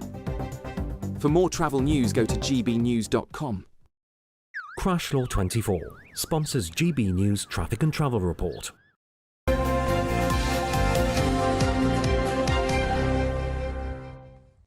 Now, time is running out on your chance to win our biggest Great British giveaway to date. Your chance to drive away in a brand new motorhome worth over £67,000, plus £5,000 in tax-free cash to spend however you like. Here are all of the details that you need. Someone is going to win the biggest prize package to date, and that someone could be you, driving away in this Elnag Baron 560 motorhome, courtesy of Marquis Leisure. It has plenty of room for your family of 4, comes complete with kitchen, bathroom and all the space you'll need for life on the road. And the best news? You can drive it on your existing driving licence. Plus, we'll also give you a further £5,000 in tax-free cash to spend however you like. Don't delay. You can't win if you're not in the draw. For another chance to win the lot, text WIN to 63225. One entry costs £2.50 plus one standard network rate message. Or text BONUS to 63225. 5 entries cost £5 plus one standard network rate message. Go to gbnews.com/win. Entries start at £2.50. Call 0903 686 3232. Calls cost £2.50 plus your network access charge. Or post your name and number to GB13 PO Box 8690 Derby DE1 9TT. UK only. Entrance must be 18 or over. Lines close at 4 p.m. on the 6th of June. Please check the closing time if listening or watching on demand. Good luck. Yeah, best of luck to you. Still to come, we're going to be live in Bilbao, where Paul Coit is frankly still celebrating from last night. Yeah. We'll tell you more in a minute. Probably with a sore head.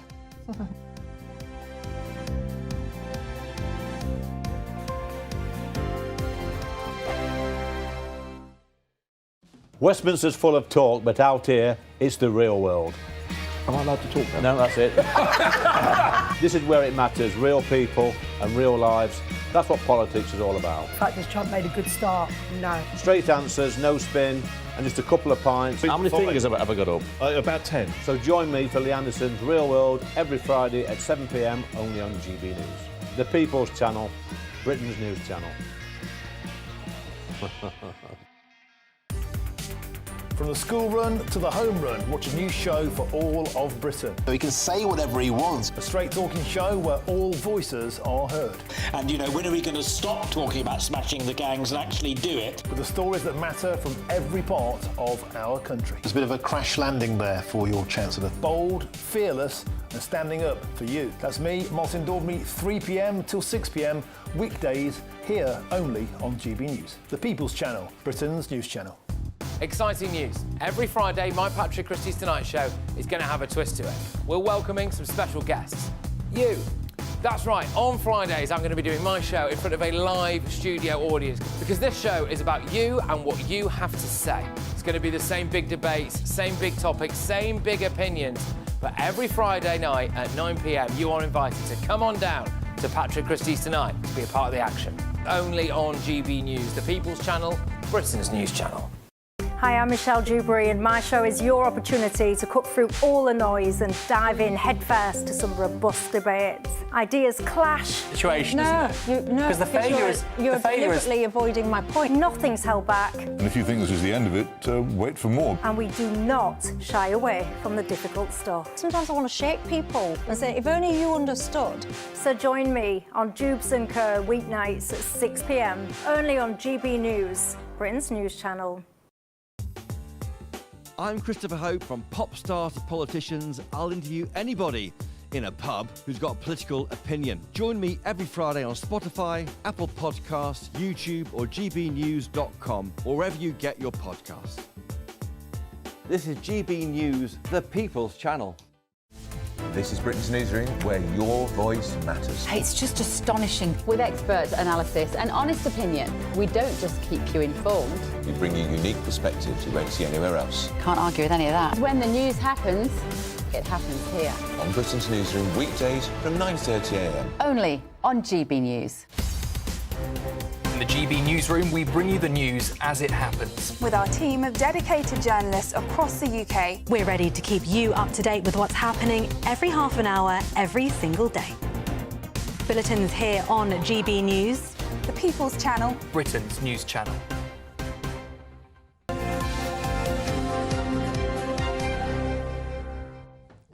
Oh, well, I bet there's going to be one very happy man, in fact, lots of very happy men, in Bilbao this morning. Paul Coit is one of them. Morning, Coity. How are you feeling?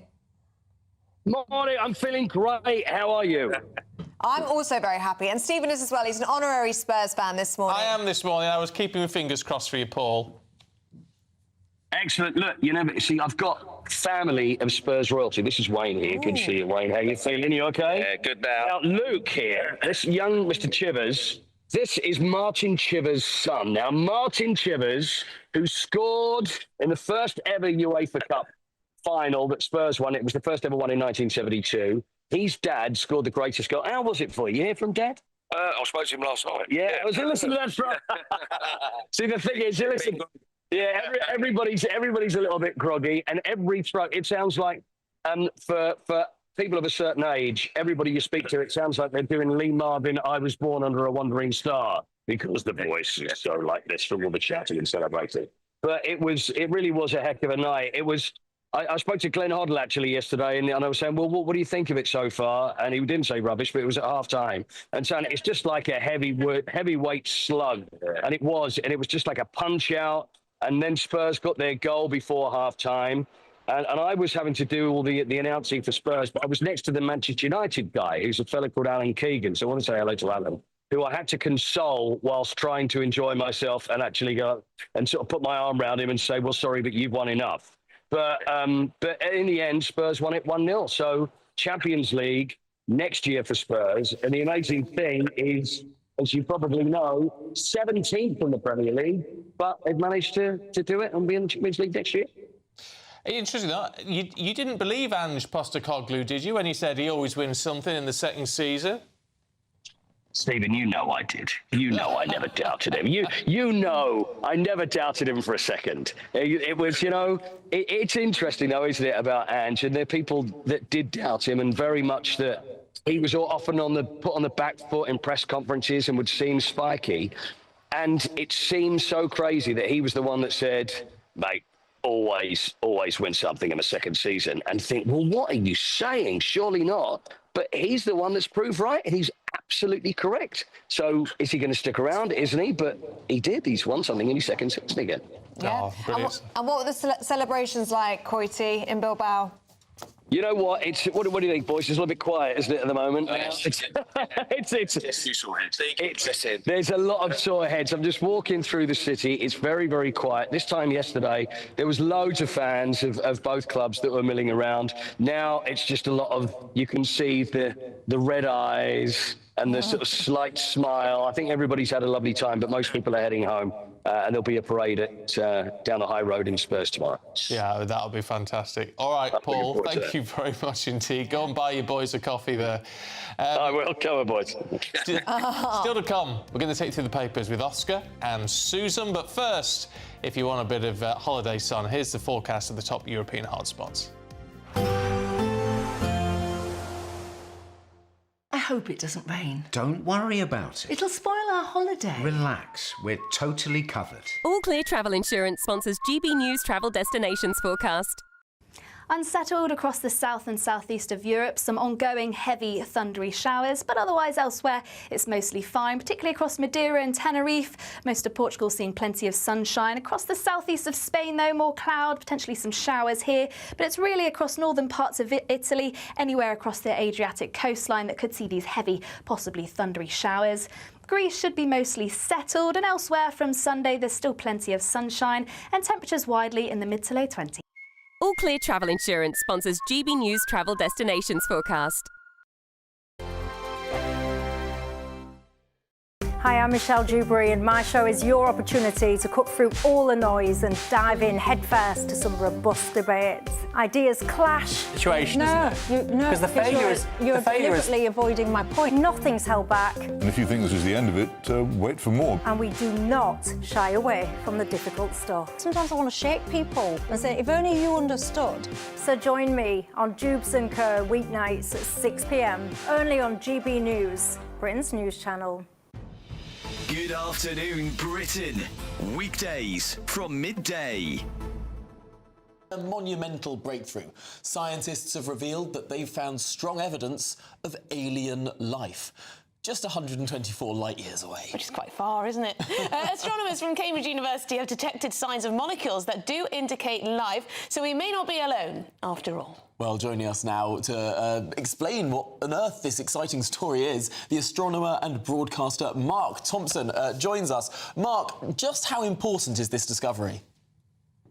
It's incredibly important. For so many years now, we've been looking for some signs that we're not alone in the universe. The universe is a massive place. It's often been said that there's more stars in the universe than there are grains of sand on Earth. So, it's a big place. And to think that we're the only intelligent species in the entire cosmos is difficult to understand. And the discovery that's just been announced is that there's something called dimethyl sulfide, which is an element made of hydrogen, carbon and sulfur, which at the moment we think the only possible way that could be there is through some form of primitive living organisms.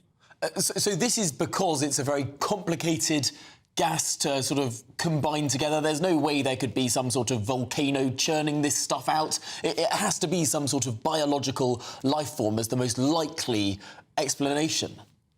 Yeah, absolutely. There are other elements, but this particular element, dimethyl sulfide, at the moment, the only process we know of that can produce it is life.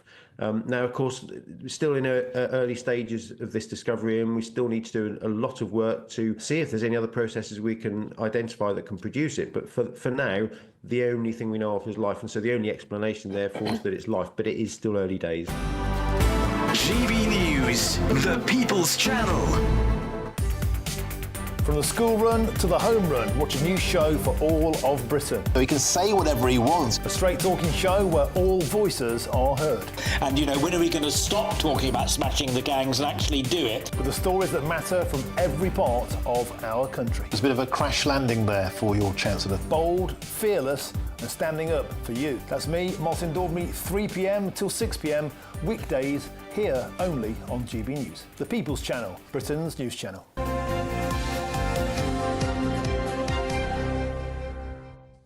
Welcome back to Breakfast. We're going to have a quick look at the papers with Oscar Redrop and Susan Holder. Morning, you two. Morning. And Susan, let's have a look at that breaking news in the past few minutes. A High Court judge has blocked the Chagos Islands deal. Yeah, I think this is pretty dramatic, really, because this dramatic court ruling came at 2:30 a.m. So some High Court judge has been kind of in his pyjamas, I think. Sat through the night. Yeah. Mr Justice Goose. Mr Justice Goose has been knocked up and got out of bed and has made a ruling which says that, and it's been brought by somebody called Bertice Pomp, who was born in Diego Garcia, and has objected. And the injunction has been upheld, so that it says the government can take no legally binding step to conclude these negotiations and cannot dispose of the territory in whole or in part. So they're going to have to return to court now on Thursday morning. The Foreign Office, which we won't obviously comment on this while it's an ongoing court case, which is fair enough. No, it's this morning, actually. Oh, it is Thursday morning, isn't it? Yeah, it's Thursday. I don't know what day it is. No, that's 10:30 this morning. So they'll be there. Yeah, they'll be there later today. I don't know what day I thought it was. No, neither. I was up early, even earlier than Mr Justice Goose. So that's what's going to happen. So they're going to have to go to court now and argue their case. Wow. Oscar, what do you make of it? Yeah, well, I mean, you had Rob Jenrick on the show today. He's been steadfastly campaigning on this. This will be awkward actually for Starmer potentially, because the deal was all ready to be signed.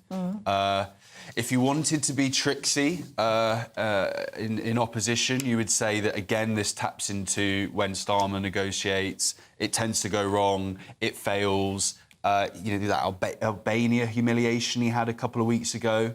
When he was out there for the press conference and was told, no, we're not going to be doing any illegal immigration transfers back to Albania. So really, if you were Rob Jenrick, you keep your foot on the accelerator pedal on this issue. Yeah. It could potentially be quite embarrassing for the Prime Minister, as it was all ready to go and be signed. Could we just have a look at something a little bit lighter? Oh, yes. If you don't mind. Susan, let's start with you and Happy Dave's in the Mail. Well, the news breaking is that if you want to be happy, it's all down to your name. And the happiest names are Dave and Katie. Really? And the most miserable are Victor and Susan. Susan. On behalf of Susan's, can I just say I don't think it's true? Victor Meldrew, one foot in the grave. You always are a bit miserable and quiet, though. You think? You struggle to get a word out of you, You are the opposite of miserable. Well, there you go. But Sulky Sue is a kind of thing. And I was born on a Wednesday. Wednesday's child is full of woe. Oh, really? So actually, maybe there is something in it. Oscar's not on the list. No. Yeah, Oscar's a funny name, isn't it? Is it good? I like the name Oscar. Right? Strong. Yeah. It's a strong name. Yeah, it's okay. I don't really like my name, actually. Don't you? No, I think it's all right, actually. Yeah. Stephen's a good solid name. I don't know what it means, though. Stephen is a solid name, but it's not popular at the moment at all. Well, no baby Stephens. I just think they've gone for a lot of 60s names in all of this, really, because Susan, Karen, Jeremy, Jeff. How many babies do you know are being called Jeff at the moment? No. And if you were called Jeff, Karen. you would be quite miserable. I quite like the name Victor, though. Victor, yeah. Victor's a cool name. They all come back, though. They all go in cycles, don't they? So there you go. It's true. Actually, there's no good sighing at someone's choice of baby name. No, or no anything good else sighing. in the office. Could be harassment, Oscar. Yeah, this is an odd story. So, a sigh in the workplace, a judge has warned that expressing that level of frustration could legally be considered harassment. I mean, that's crazy. There's something very British, I would say. Well, the place the person was working... About a passive-aggressive sigh. And the place the person was working that kind of brought this case was the place where they make the eye that does the thing in Wimbledon. What's it called? The magic eye, I think. Which makes you cannot be serious. You cannot be serious. What occurred to me. When you get in a queue, all this, like, service is a bit rubbish, or, you know, your boss whacks a big doc in front of you and says, right, I want this finished in half an hour, and then you turn to your co-worker and you do that. If you can't even roll your eyes now at somebody, how do you manage British. people? You've got to watch your non-verbal expressions, people. That's what we've learned today. The rolling eye emoji is my most overused emoji. Yeah, it's great. I'm going to end up in court. That's all I can say. Right, Do a sigh, Stephen. It's been a pleasure. Oh, get off. Thank you very much indeed. Thank you, you too. Here's your weather.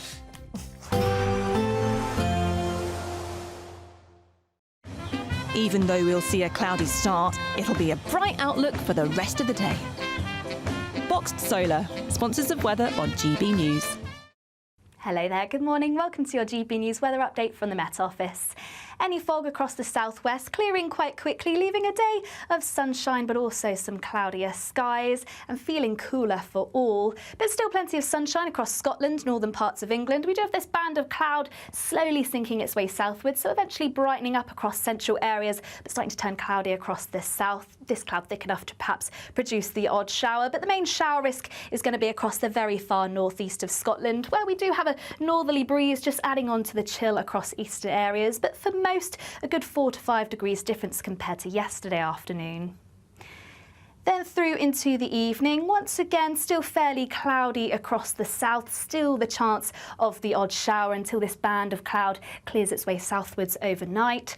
But elsewhere, northern parts of England, Northern Ireland, it should be largely dry and fine end to the day, and fairly similar across Scotland as well, but still the risk of some showers just clipping the very far northeast, and still fairly breezy around those northeastern exposed coasts as well.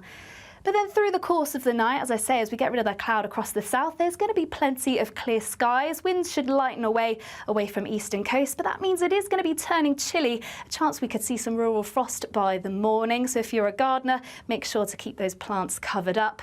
And then we'll eventually see more cloud drifting in from the west. So it is going to be a mostly chilly start to finish off the week, but once again, it should be mostly dry. Probably a bit more sunshine around, particularly for central and southern parts, though still the risk of the odd shower clipping the very far northeast. But we'll see cloud thickening up from the west, eventually some outbreaks of rain moving into parts of Northern Ireland, the very far west of Scotland. And that's a sign for things to come as we head towards the bank holiday weekend. But a warmer day for many, highs of around 21 degrees Celsius. That's it from me. Bye-bye. Expect a warm front, moving from the kitchen right through to the rest of the house. Boxed Boilers, sponsors of weather on GB News.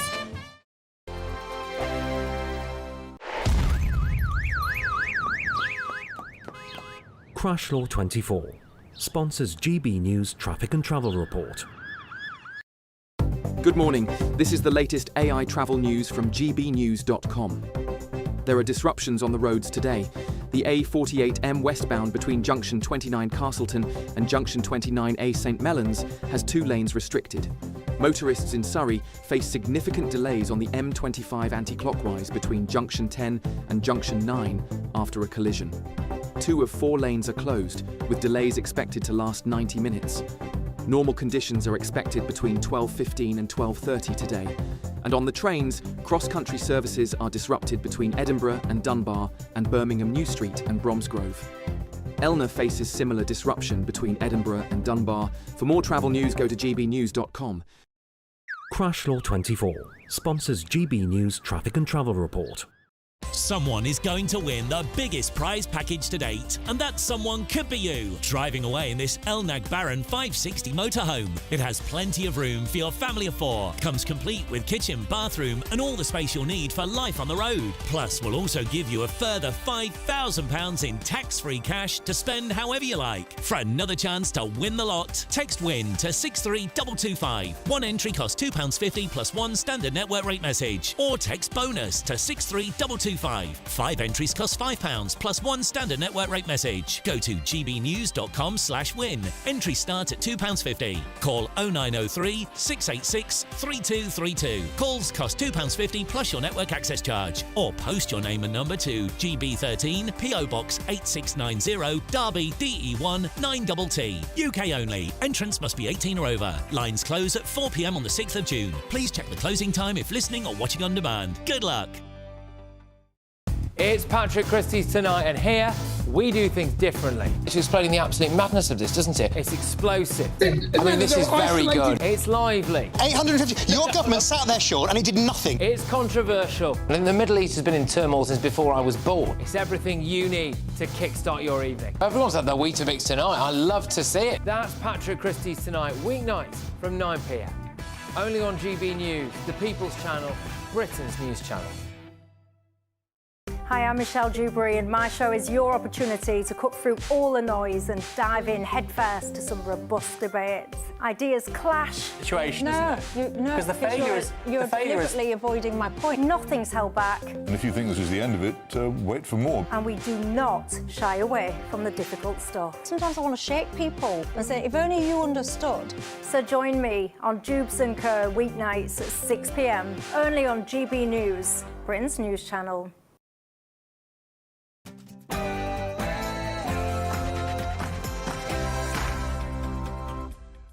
Well, breaking news in the last half hour or so, and a High Court judge has blocked the Chagos Island deal. Well, the 11th hour decision throws the government's controversial decision into turmoil. Well, it was meant to be signed today, but an injunction has been granted, meaning the government can't conclude its negotiations just yet.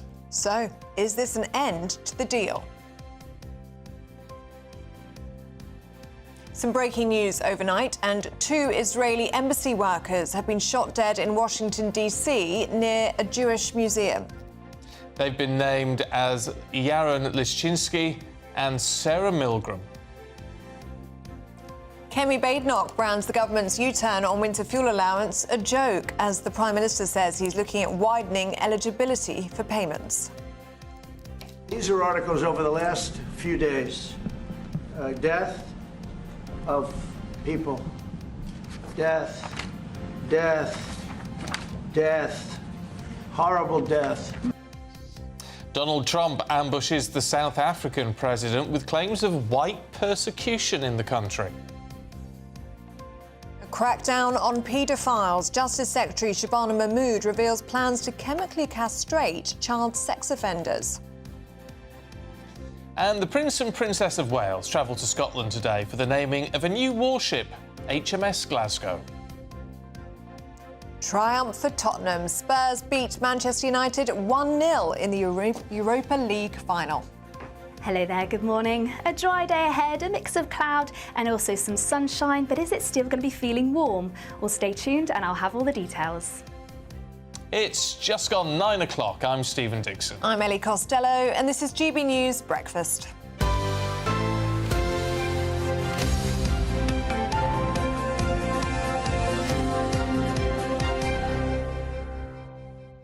Well, we're going to start with breaking news, and the government has been banned temporarily from concluding its negotiations on the Chagos Islands deal. Now, that follows a High Court ruling in the early hours of this morning. Well, in the ruling, Mr Justice Goose stated that no conclusive or legally binding step shall be taken to conclude its negotiations. Well, let's talk to our political correspondent, Catherine Forster, who's across this. And we know Sir Keir Starmer was planning on signing this deal, signing away the Chagos Islands today and agreeing this 99-year lease at a cost of £9 billion that we'd pay to Mauritius.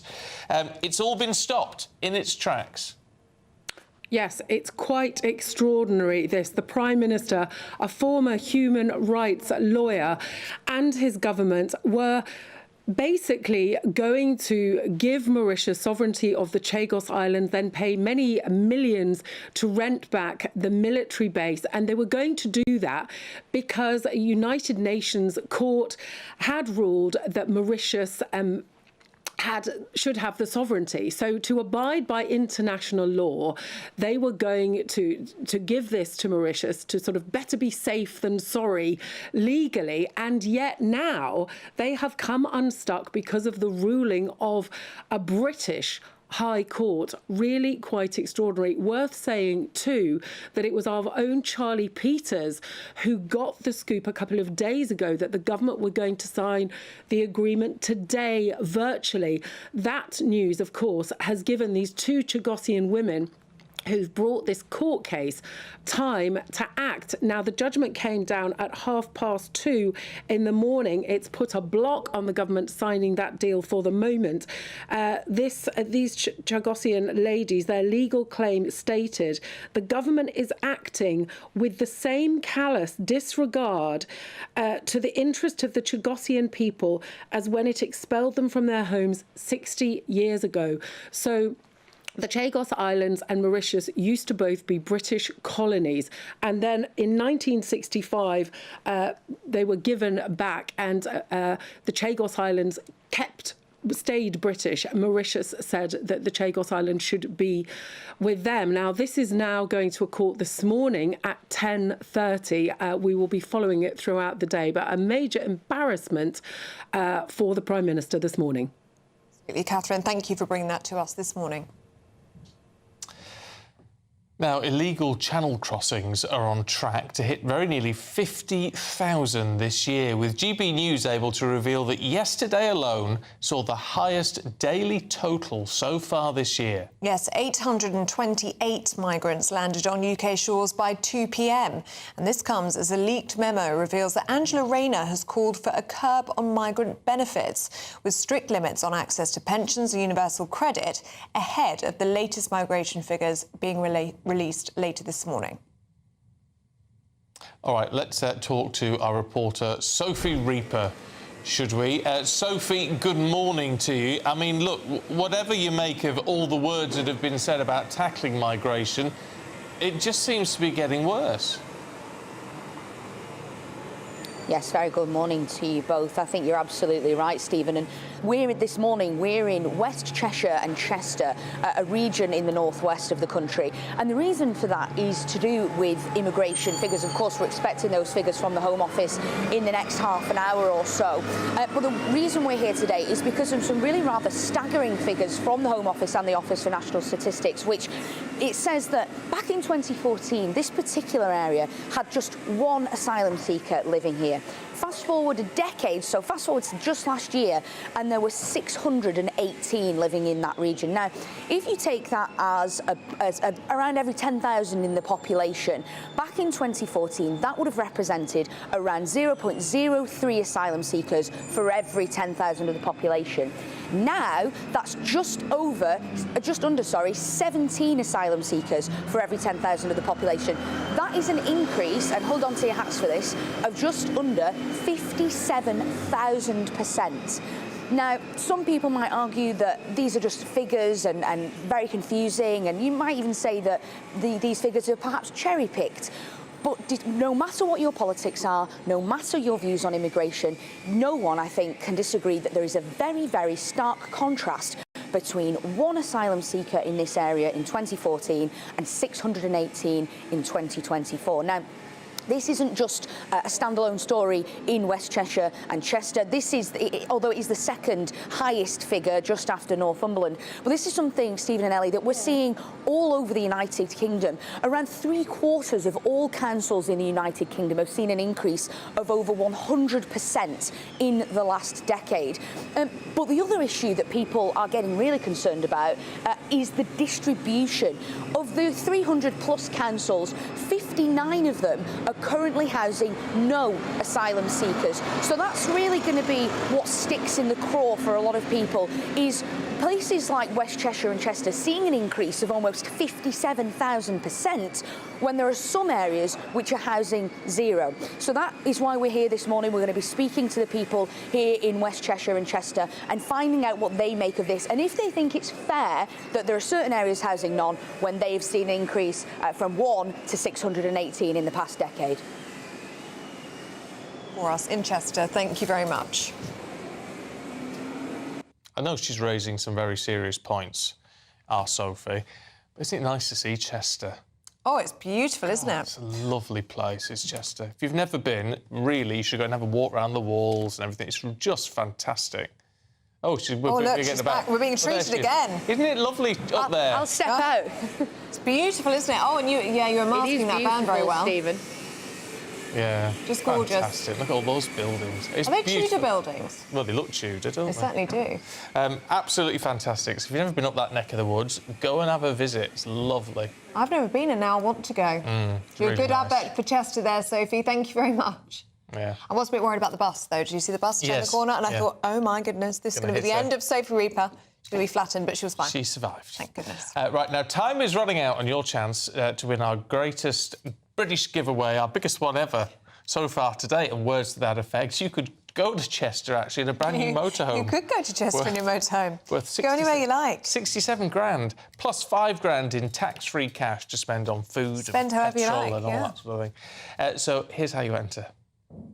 Someone is going to win the biggest prize package to date, and that someone could be you, driving away in this Elnag Baron 560 motorhome, courtesy of Marquis Leisure. It has plenty of room for your family of 4, comes complete with kitchen, bathroom and all the space you'll need for life on the road. And the best news? You can drive it on your existing driving licence. Plus, we'll also give you a further £5,000 in tax-free cash to spend however you like. Don't delay. You can't win if you're not in the draw. For another chance to win the lot, text WIN to 63225. One entry costs £2.50 plus 1 standard network rate message. Or text BONUS to 63225. 5 entries cost £5 plus 1 standard network rate message. Go to gbnews.com/win. Entries start at £2.50. Call 0903 686 3232. Calls cost £2.50 plus your network access charge. Or post your name and number to GB13 PO Box 8690 Derby DE1 9TT.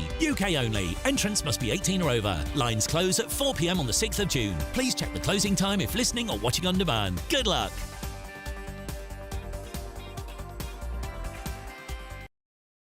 Yes, best of luck to you. It's going to be a lovely summer. Oh, I keep saying this. And you know that, do you? Yes. In your bones. I can feel it in my bones. It's going to be a lovely summer. What a perfect summer for driving around the country and enjoying, take a couple of weeks and go and potter around the country. Just stop wherever you like. That'd be nice, wouldn't it? See, I'm worried because we've had such a warm spring that we now aren't owed a good summer. Yes, we are. Yeah. OK, you be positive about this. It's like I'll lockdown. Be a realist. Do you remember that lockdown year? Yeah. And it was absolute. In fact, Stunning. the year after as well.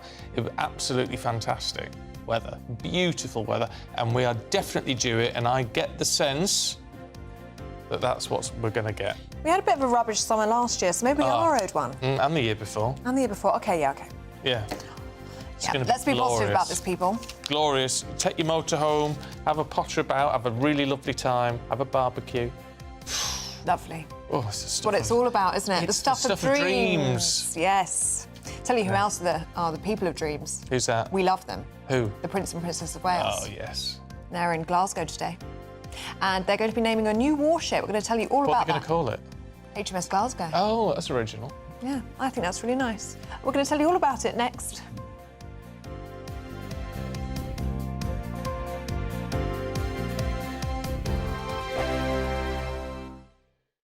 Westminster, the ultimate clique. And you're fighting like rats in a sack. But here on the Camilla Tominey Show, we ask the questions the establishment media is too scared to ask. OK, let me ask you a straight question, because I know you're a straight-talking politician. Whether it's net zero, illegal immigration or law and order, nothing is off limits. You had the power then. Yeah, as I and say, now you've lost it. That's the Camilla Tominey Show, a politics show that's fearless. But no, let me finish my question if you don't mind, because it is my show. Sundays at 9:30, only on GB News, the People's Channel, Britain's news channel. Join me, Nana Akwe, for an informative, interactive news programme with a difference. It's fun. No, he didn't say that, Dave. I'm so surprised. I think there's an element of truth to that. Join me from 3 p.m. every weekend, only on GB News, Britain's news channel. From the school run to the home run, watch a new show for all of Britain. So he can say whatever he wants. A straight-talking show where all voices are heard. And, you know, when are we going to stop talking about smashing the gangs and actually do it? With the stories that matter from every part of our country. There's a bit of a crash landing there for your Chancellor. Bold, fearless and standing up for you. That's me, Martin Daubney, 3 p.m. till 6 p.m, weekdays, here only on GB News. The People's Channel, Britain's news channel. Exciting news. Every Friday, my Patrick Christie's Tonight Show is going to have a twist to it. We're welcoming some special guests. You. That's right, on Fridays, I'm going to be doing my show in front of a live studio audience, because this show is about you and what you have to say. It's going to be the same big debates, same big topics, same big opinions. But every Friday night at 9 p.m, you are invited to come on down to Patrick Christie's Tonight to be a part of the action. Only on GB News, the People's Channel, Britain's news channel. I'm Christopher Hope. From pop stars to politicians, I'll interview anybody in a pub who's got a political opinion. Join me every Friday on Spotify, Apple Podcasts, YouTube or gbnews.com, or wherever you get your podcasts. This is GB News, the People's Channel. This is Britain's Newsroom, where your voice matters. It's just astonishing. With expert analysis and honest opinion, we don't just keep you informed. We bring you unique perspectives you won't see anywhere else. Can't argue with any of that. When the news happens, it happens here. On Britain's Newsroom, weekdays from 9:30 a.m. Only on GB News. In the GB Newsroom, we bring you the news as it happens. With our team of dedicated journalists across the UK, we're ready to keep you up to date with what's happening every half an hour, every single day. Bulletins here on GB News, the People's Channel, Britain's news channel.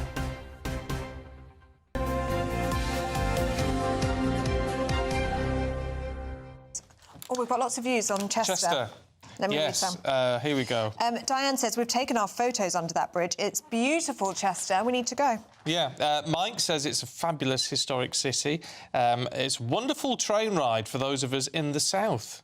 Get up there. Jackie says Chester is beautiful. I went to law school there. Also, just across the border to the beautiful Wales. Yeah. It's magnificent scenery and walking spaces. And it's a great place to live, actually, around all that whole area, because then you can, if you need to go to Manchester... You've got your eyes on far. Chester. Yeah. He does. I have, actually. I want to move there. Yeah. And on the Chagos Island deal being halted, Clive says, let's hope the Chagosians finally get their say and the islands become a proper overseas territory where they can live in peace. Yeah, Martin says it's a great day for the nation, the deal being stopped for now. Only till 10:30. 10:30? No, they're sitting again to discuss it all again. Yeah, so we'll see what happens after that. Anyway, in the meantime, the Prince and Princess of Wales are attending a naming ceremony for HMS Glasgow today. Well, back in 2021, Princess Catherine was appointed as the sponsor of HMS Glasgow, which is designed to provide protection to the UK's nuclear deterrent and aircraft carriers. I hope that doesn't mean she had to do sponsored walks to raise money to build it or anything, I don't know. Let's talk to our royal correspondent, Cameron Walker. Morning, Cameron. Good morning. Should we explain what a sponsor is? Yes, please. Because it's not her paying for it, and she hasn't done a sponsored walk either. So she's basically a symbolic figurehead for the ship. So she's expected to be involved throughout the ship's life, meeting the family members of those serving on board, of course, attending the naming ceremony that's happening today, where she'll smash a bottle of whiskey on the side of the hull. Whiskey, not because it's Scottish. No, because it's Scottish, so it's a bottle of whiskey that's going to be smashed on the hull. Easier to break, actually. Is it? Oh, yeah, because champagne know bottles are hard to... Well, if you see the number of launches, I'm still in Barrow, where I'm from, the number of launches where the champagne bottle doesn't smash. Oh, I see. Bounces off. Well, hopefully the bottle of whiskey will smash, and of course she'll be at the commissioning ceremonies and deployments and all the rest of it, and she'll be kept up to date of what that ship is doing out at sea as well. It's going to be protecting, as the Type 26 anti-submarine frigates, our UK nuclear arsenal, which is obviously based up in the west coast of Scotland, as well as our aircraft carriers as well. So it's going to be very busy with anti-submarine warfare. Prince and Princess of Wales both going up, of course, very poignant as future King and Queen, but also particularly poignant because the Princess of Wales hasn't visited it yet. And the first engagement they did as a royal couple way back in 2011 was another naming ceremony for an RNLI lifeboat up in Anglesey in the north of Wales. So it will be hopefully quite a good day. Great picture we'll get. They're going to be meeting family members of those serving on board and also apprentices who have been working on this ship, building the ship. Great British design, great British kind of craftsmanship, and that's all taking place in Scotland. Yeah, and Scotland is, of course, so special to them as well as a couple. Yes, Duke and Duchess of Rothesay, as they are known in Scotland, and they will, of course, be seeing how the welding and the pipe fitting and all the rest of it has been going on with the construction of this ship up in HMS Glasgow. Prince William is already in Scotland, actually, because yesterday in Leith, he was taking part in a separate engagement, a community visit he was doing, all about the power of football and enticing communities to kind of level up a bit. So, yeah, it was lovely. Wasn't he saying that little Prince Louis supports 5 football teams? Did you? 5? Yeah, I was reading it in one of the papers this morning. Well, that's quite sensible, They actually. said, oh, well, is he a big football fan? Because, of course, we know that Prince William is. Aston Villa, yes. Aston Villa, of course. And he said, well, he is, but at the moment he's between 5 different teams. Well, I think that's quite smart of Prince Louis, because then he can't lose, can he? Because he's always guaranteed to win one of them. Yes, not sure about Prince George. We'll have to wait and see who Prince George supports. Must be Villa. Must be. He's always at the games. He is, and he always looks very enthusiastic alongside his father. But would his father let him support another team? Of course. Would he? Of course, he'd have to. He'd have to. It's quite nice to see the Prince and Princess getting up to these sort of engagements. I mean, you can certainly see Catherine's schedule is being slowly ramped up. Yeah, it is. Obviously, last year was particularly difficult for her with her cancer diagnosis. She's in remission. She certainly is continuing to do a lot more engagements. We're also getting a lot more notice about the engagements we're doing. We were told, following her remission, that it is going to be still a case-by-case basis, and it probably won't be until the very last minute that we're told about it, so it doesn't cause a massive hoo-ha if she had to pull out last minute. But it appears that they're very confident with the way that her health is progressing, because they are announcing things way in advance, just as they used to. And, you know, I've been up close to her many a times over the last couple of months on various engagements, and she looks very well. Yeah. So I think that's only a good thing. And she looked absolutely stunning at the garden party this week as well, didn't she? And we're seeing pictures on the screen now. Yeah, and she met the family of the later Liz Hatton, who tragically died of cancer last year. Of course, they had that lovely photograph in Windsor Castle hugging. This is them meeting the family as well. So, yeah, particularly poignant for them at Buckingham Palace a few days ago. Oh, she's a little treasure. Oh, she really is. And that is the same headpiece that she wore to Harry and Meghan's wedding. Did you know? Is it? Yes, and also the same dress that she wore for the Platinum Jubilee back in 2022. So she's obviously recycling these dresses. She's resourceful. Yeah, very good. absolutely. It was Looking very glamorous. Harry and Meghan's wedding anniversary on Monday, wasn't it? Yes, it was. 6 years? 7 years. 7? 7 years, I know. Time flies, doesn't it? I cannot believe it's been 7 years. Like, so much has happened. Let's see what happens in the next 7 years. Yeah, let's see. I dread to think. All right, Cameron, thank you very much indeed. I'll tell you what's going to happen in the next 7 minutes. We'll be talking to Andrew Pearce and Bev Turner about Britain's newsroom today. Good morning, you two. Morning, folks. Morning. We have a heck of a show this morning. We're going to get the latest immigration figures. They're going to land at 9:30. Mark White will be sat in the office behind us, scrutinising them to tell us what they mean. And dismissing the spin, which there'll be a lot of spin accompanying them, of course. Also, there's this big review into sentencing. The Justice Secretary speaking today was speaking to an MP who's very concerned that violent and sexual criminals will be allowed out of prison earlier. Yeah. How's that good? But also, well, it's not good, is it? But then what? It's a rock and a hard place, isn't it? 10,500 foreign prisoners kick them out. A lot.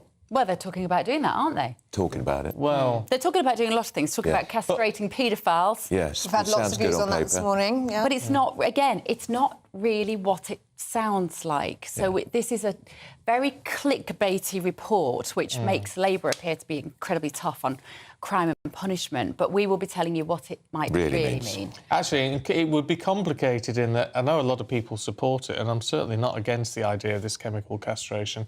But in effect, do people have to volunteer for it? Are you in effect sentencing someone to a life sentence of chemical treatment? I mean, legally, it's actually going to be quite difficult. It's never going to happen, and it's not actually. You're not tying people down to a bed and removing their testicles. That's not what this means at all. It's about antidepressants and anti-testosterone drugs. Yes. Most of paedophiles will be on antidepressants anyway. Some of them might already choose to take anti-testosterone drugs. So let's work out what this really means rather than look at the spin of it all. You just lock paedophiles up. So bromide in the tea is what they used to do when you're in the army, isn't it? Is that right? Bromide in your tea. I'm not a big fan of, what do you know about covert medication, to be fair. I'm still a fan of consent, even for all human beings. Zia Youssef is going to be in the studio, chair of the Reform Party, to react to these immigration figures as well. He's just pulled out, apparently. We will be talking to loads of people about it. And we've got Patrick and Emily, Patrick Christys and Emily Carver, on holiday in Crete. They're on tsunami watch at the moment. But they've only gone there especially for that. Well, I mean, we're joking. I think because they like to be on telly 24/7, don't they?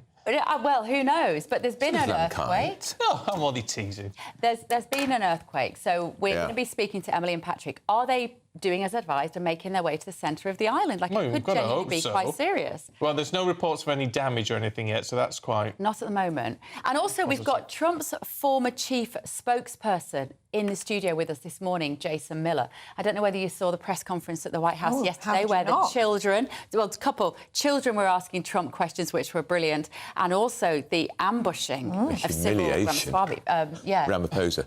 Thank Humiliated. In the White House yesterday. Yeah, absolute humiliation. Awkward, wasn't it? So, you know, and how does Jason Miller feel about how this administration are communicating to the public compared to when he was in the last term? He could give the British government some advice on communication, because their communication is dire. So, a lot this morning on Britain's Newsroom, just after your weather.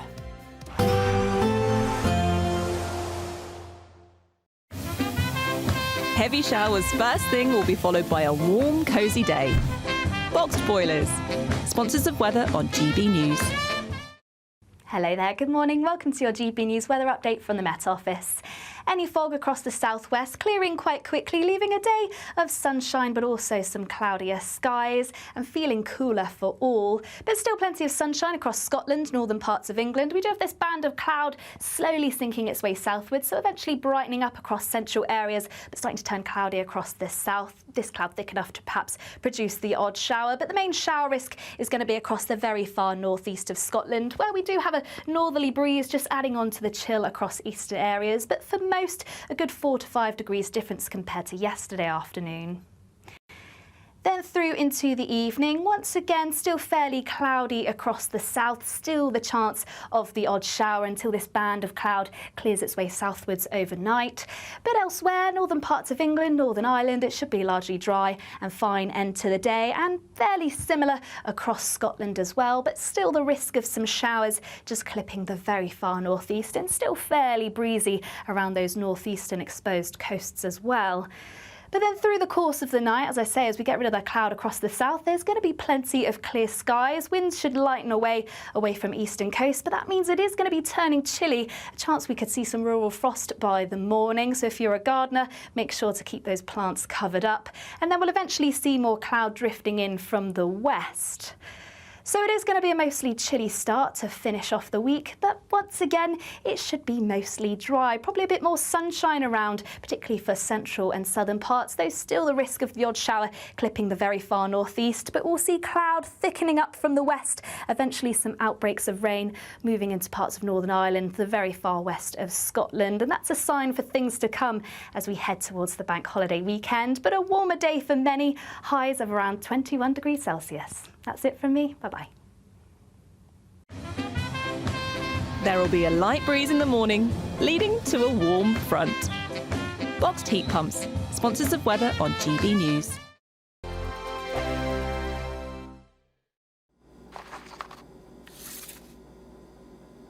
Crash Law 24 sponsors GB News Traffic and Travel Report. Good morning, this is the latest AI travel news from gbnews.com. Traffic is heavily congested on the A48M westbound between Junction 29 Castleton and Junction 29A St Mellons, with 3 lanes restricted northbound. In Surrey, there is a road traffic collision on the M25 anti-clockwise between Junction 10 and Junction 9, causing delays of 1 hour. 2 of the 4 lanes are currently closed, with normal conditions expected to return by 1:15 this afternoon. On the trains, there are disruptions on cross-country services between Edinburgh and Dunbar, and also between Birmingham New Street and Bromsgrove. The Gatwick Express is experiencing delays between Gatwick Airport and Purley. For more travel news, go to gbnews.com. Crash Law 24 sponsors GB News Traffic and Travel Report. Good afternoon, Britain. Weekdays from midday. US Agricultural Secretary Brooke Rollins told GB News she wants the UK to put British farmers first in light of the new trade agreement between the two nations. Let's take a listen. Putting your farmers first and ensuring that the backbone of your country, you can't have true national security without food security. Well, they're hiking taxes on these family farms. That's a big issue here. That's right, and that's a problem. I mean, are you worried about that? 100%. Why does she care about our farmers? Surely she just wants to sell US goods over here. Oh, I think it's perfectly consistent to say that, you should care about your farmers, we should care about our farmers. We can all love our farmers. It's also a great name, Brooke Rollins. But I'm here at the Balmoral Show, and everything is around us here. We've come inside to the food hall, and joining me is Michelle Shirlow of Food NI. Good afternoon, Michelle. Afternoon, Dougie. Tell us, what is the industry? What's the feeling in the food producers at this moment?